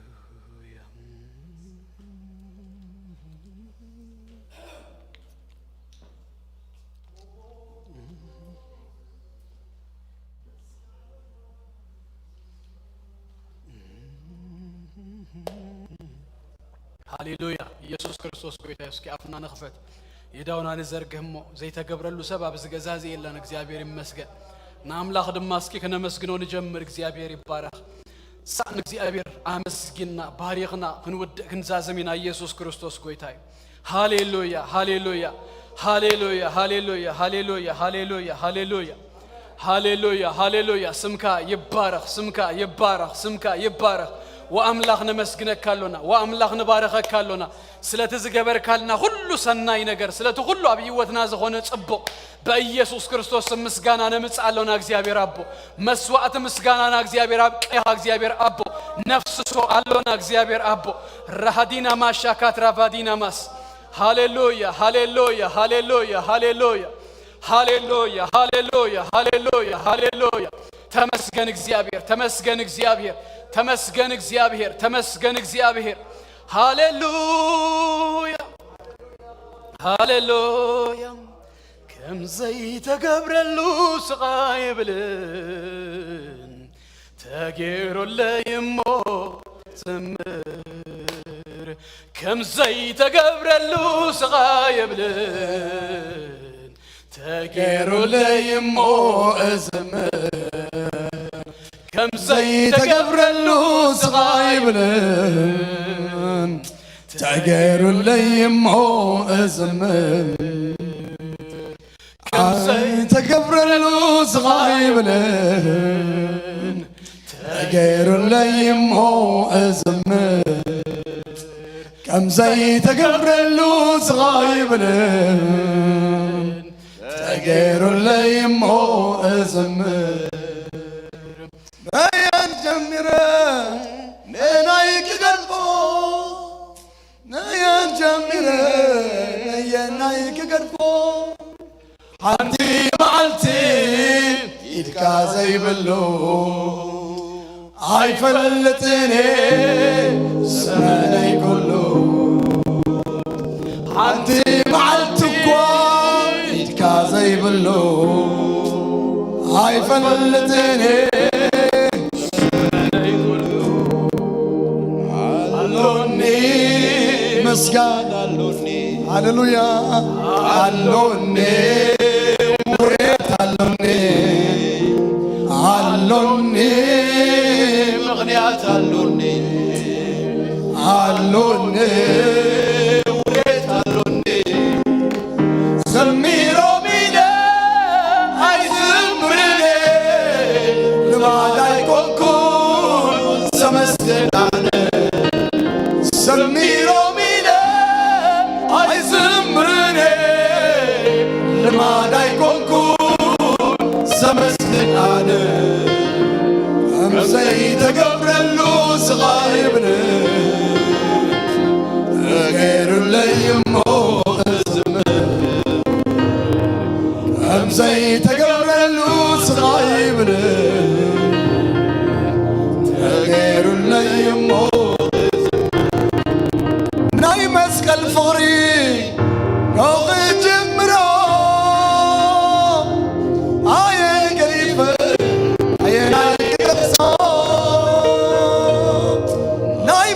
ፍቅሪ ጆኽ ጅምሮ እየን ጀሚረ የናይ ክገልፎ ሓንቲ መዓልቲ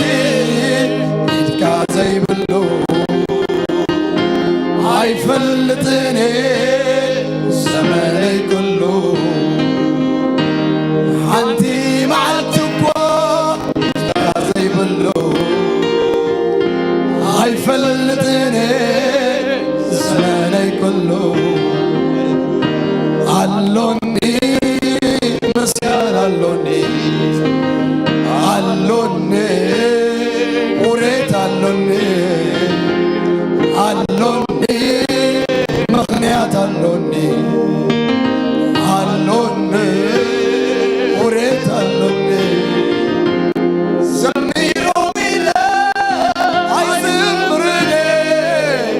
ልማድ አይኮንኩን ዘመስግን አነ ዘሚሮ ሚለ አይዝምርኔ ልማድ አይኮንኩን ዘመስግን አነ ከምዘይ ተገብረሉ ስቃይ ብልን ተጌሮለይሞ ዘምር ከምዘይ ተገብረሉ ስቃይ ብልን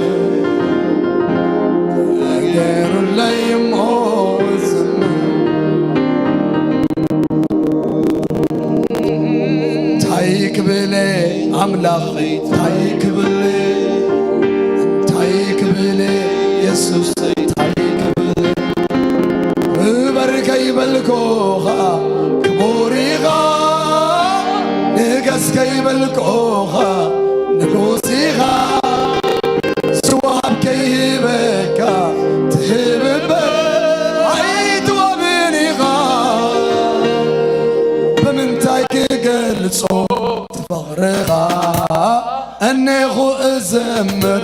ኣብ ቅድሜኻ ብምንታይ ክገልጾ ትፍቕርኻ ኣኔኹ እዘምር ኣብ ቅድሜኻ ብምንታይ ክገልጾ ትፍቕርኻ ኣኔኹ እዘምር ኣብ ቅድሜኻ እንታይ ክብለ ኣምላኽ እንታይ ክብለ እንታይ ክብለ ኢየሱስ እንታይ ክብለ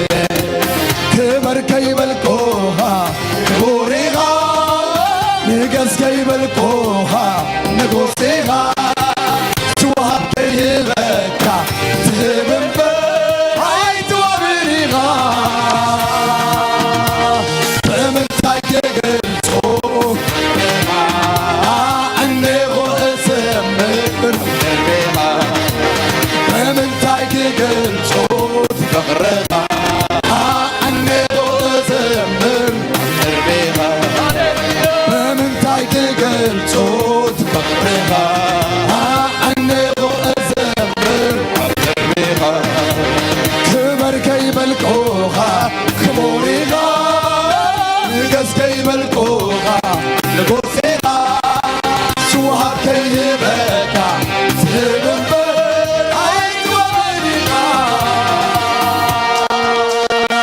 ብምንታይ ክገልጾ ፍቕርኻ እኔኹ እዘምር ቅድሜኻ ብምንታይ ክገልጾ ፍቕርኻ እኔኹ እዘምር ኣብ ቅድሜኻ እንታይ ክብለ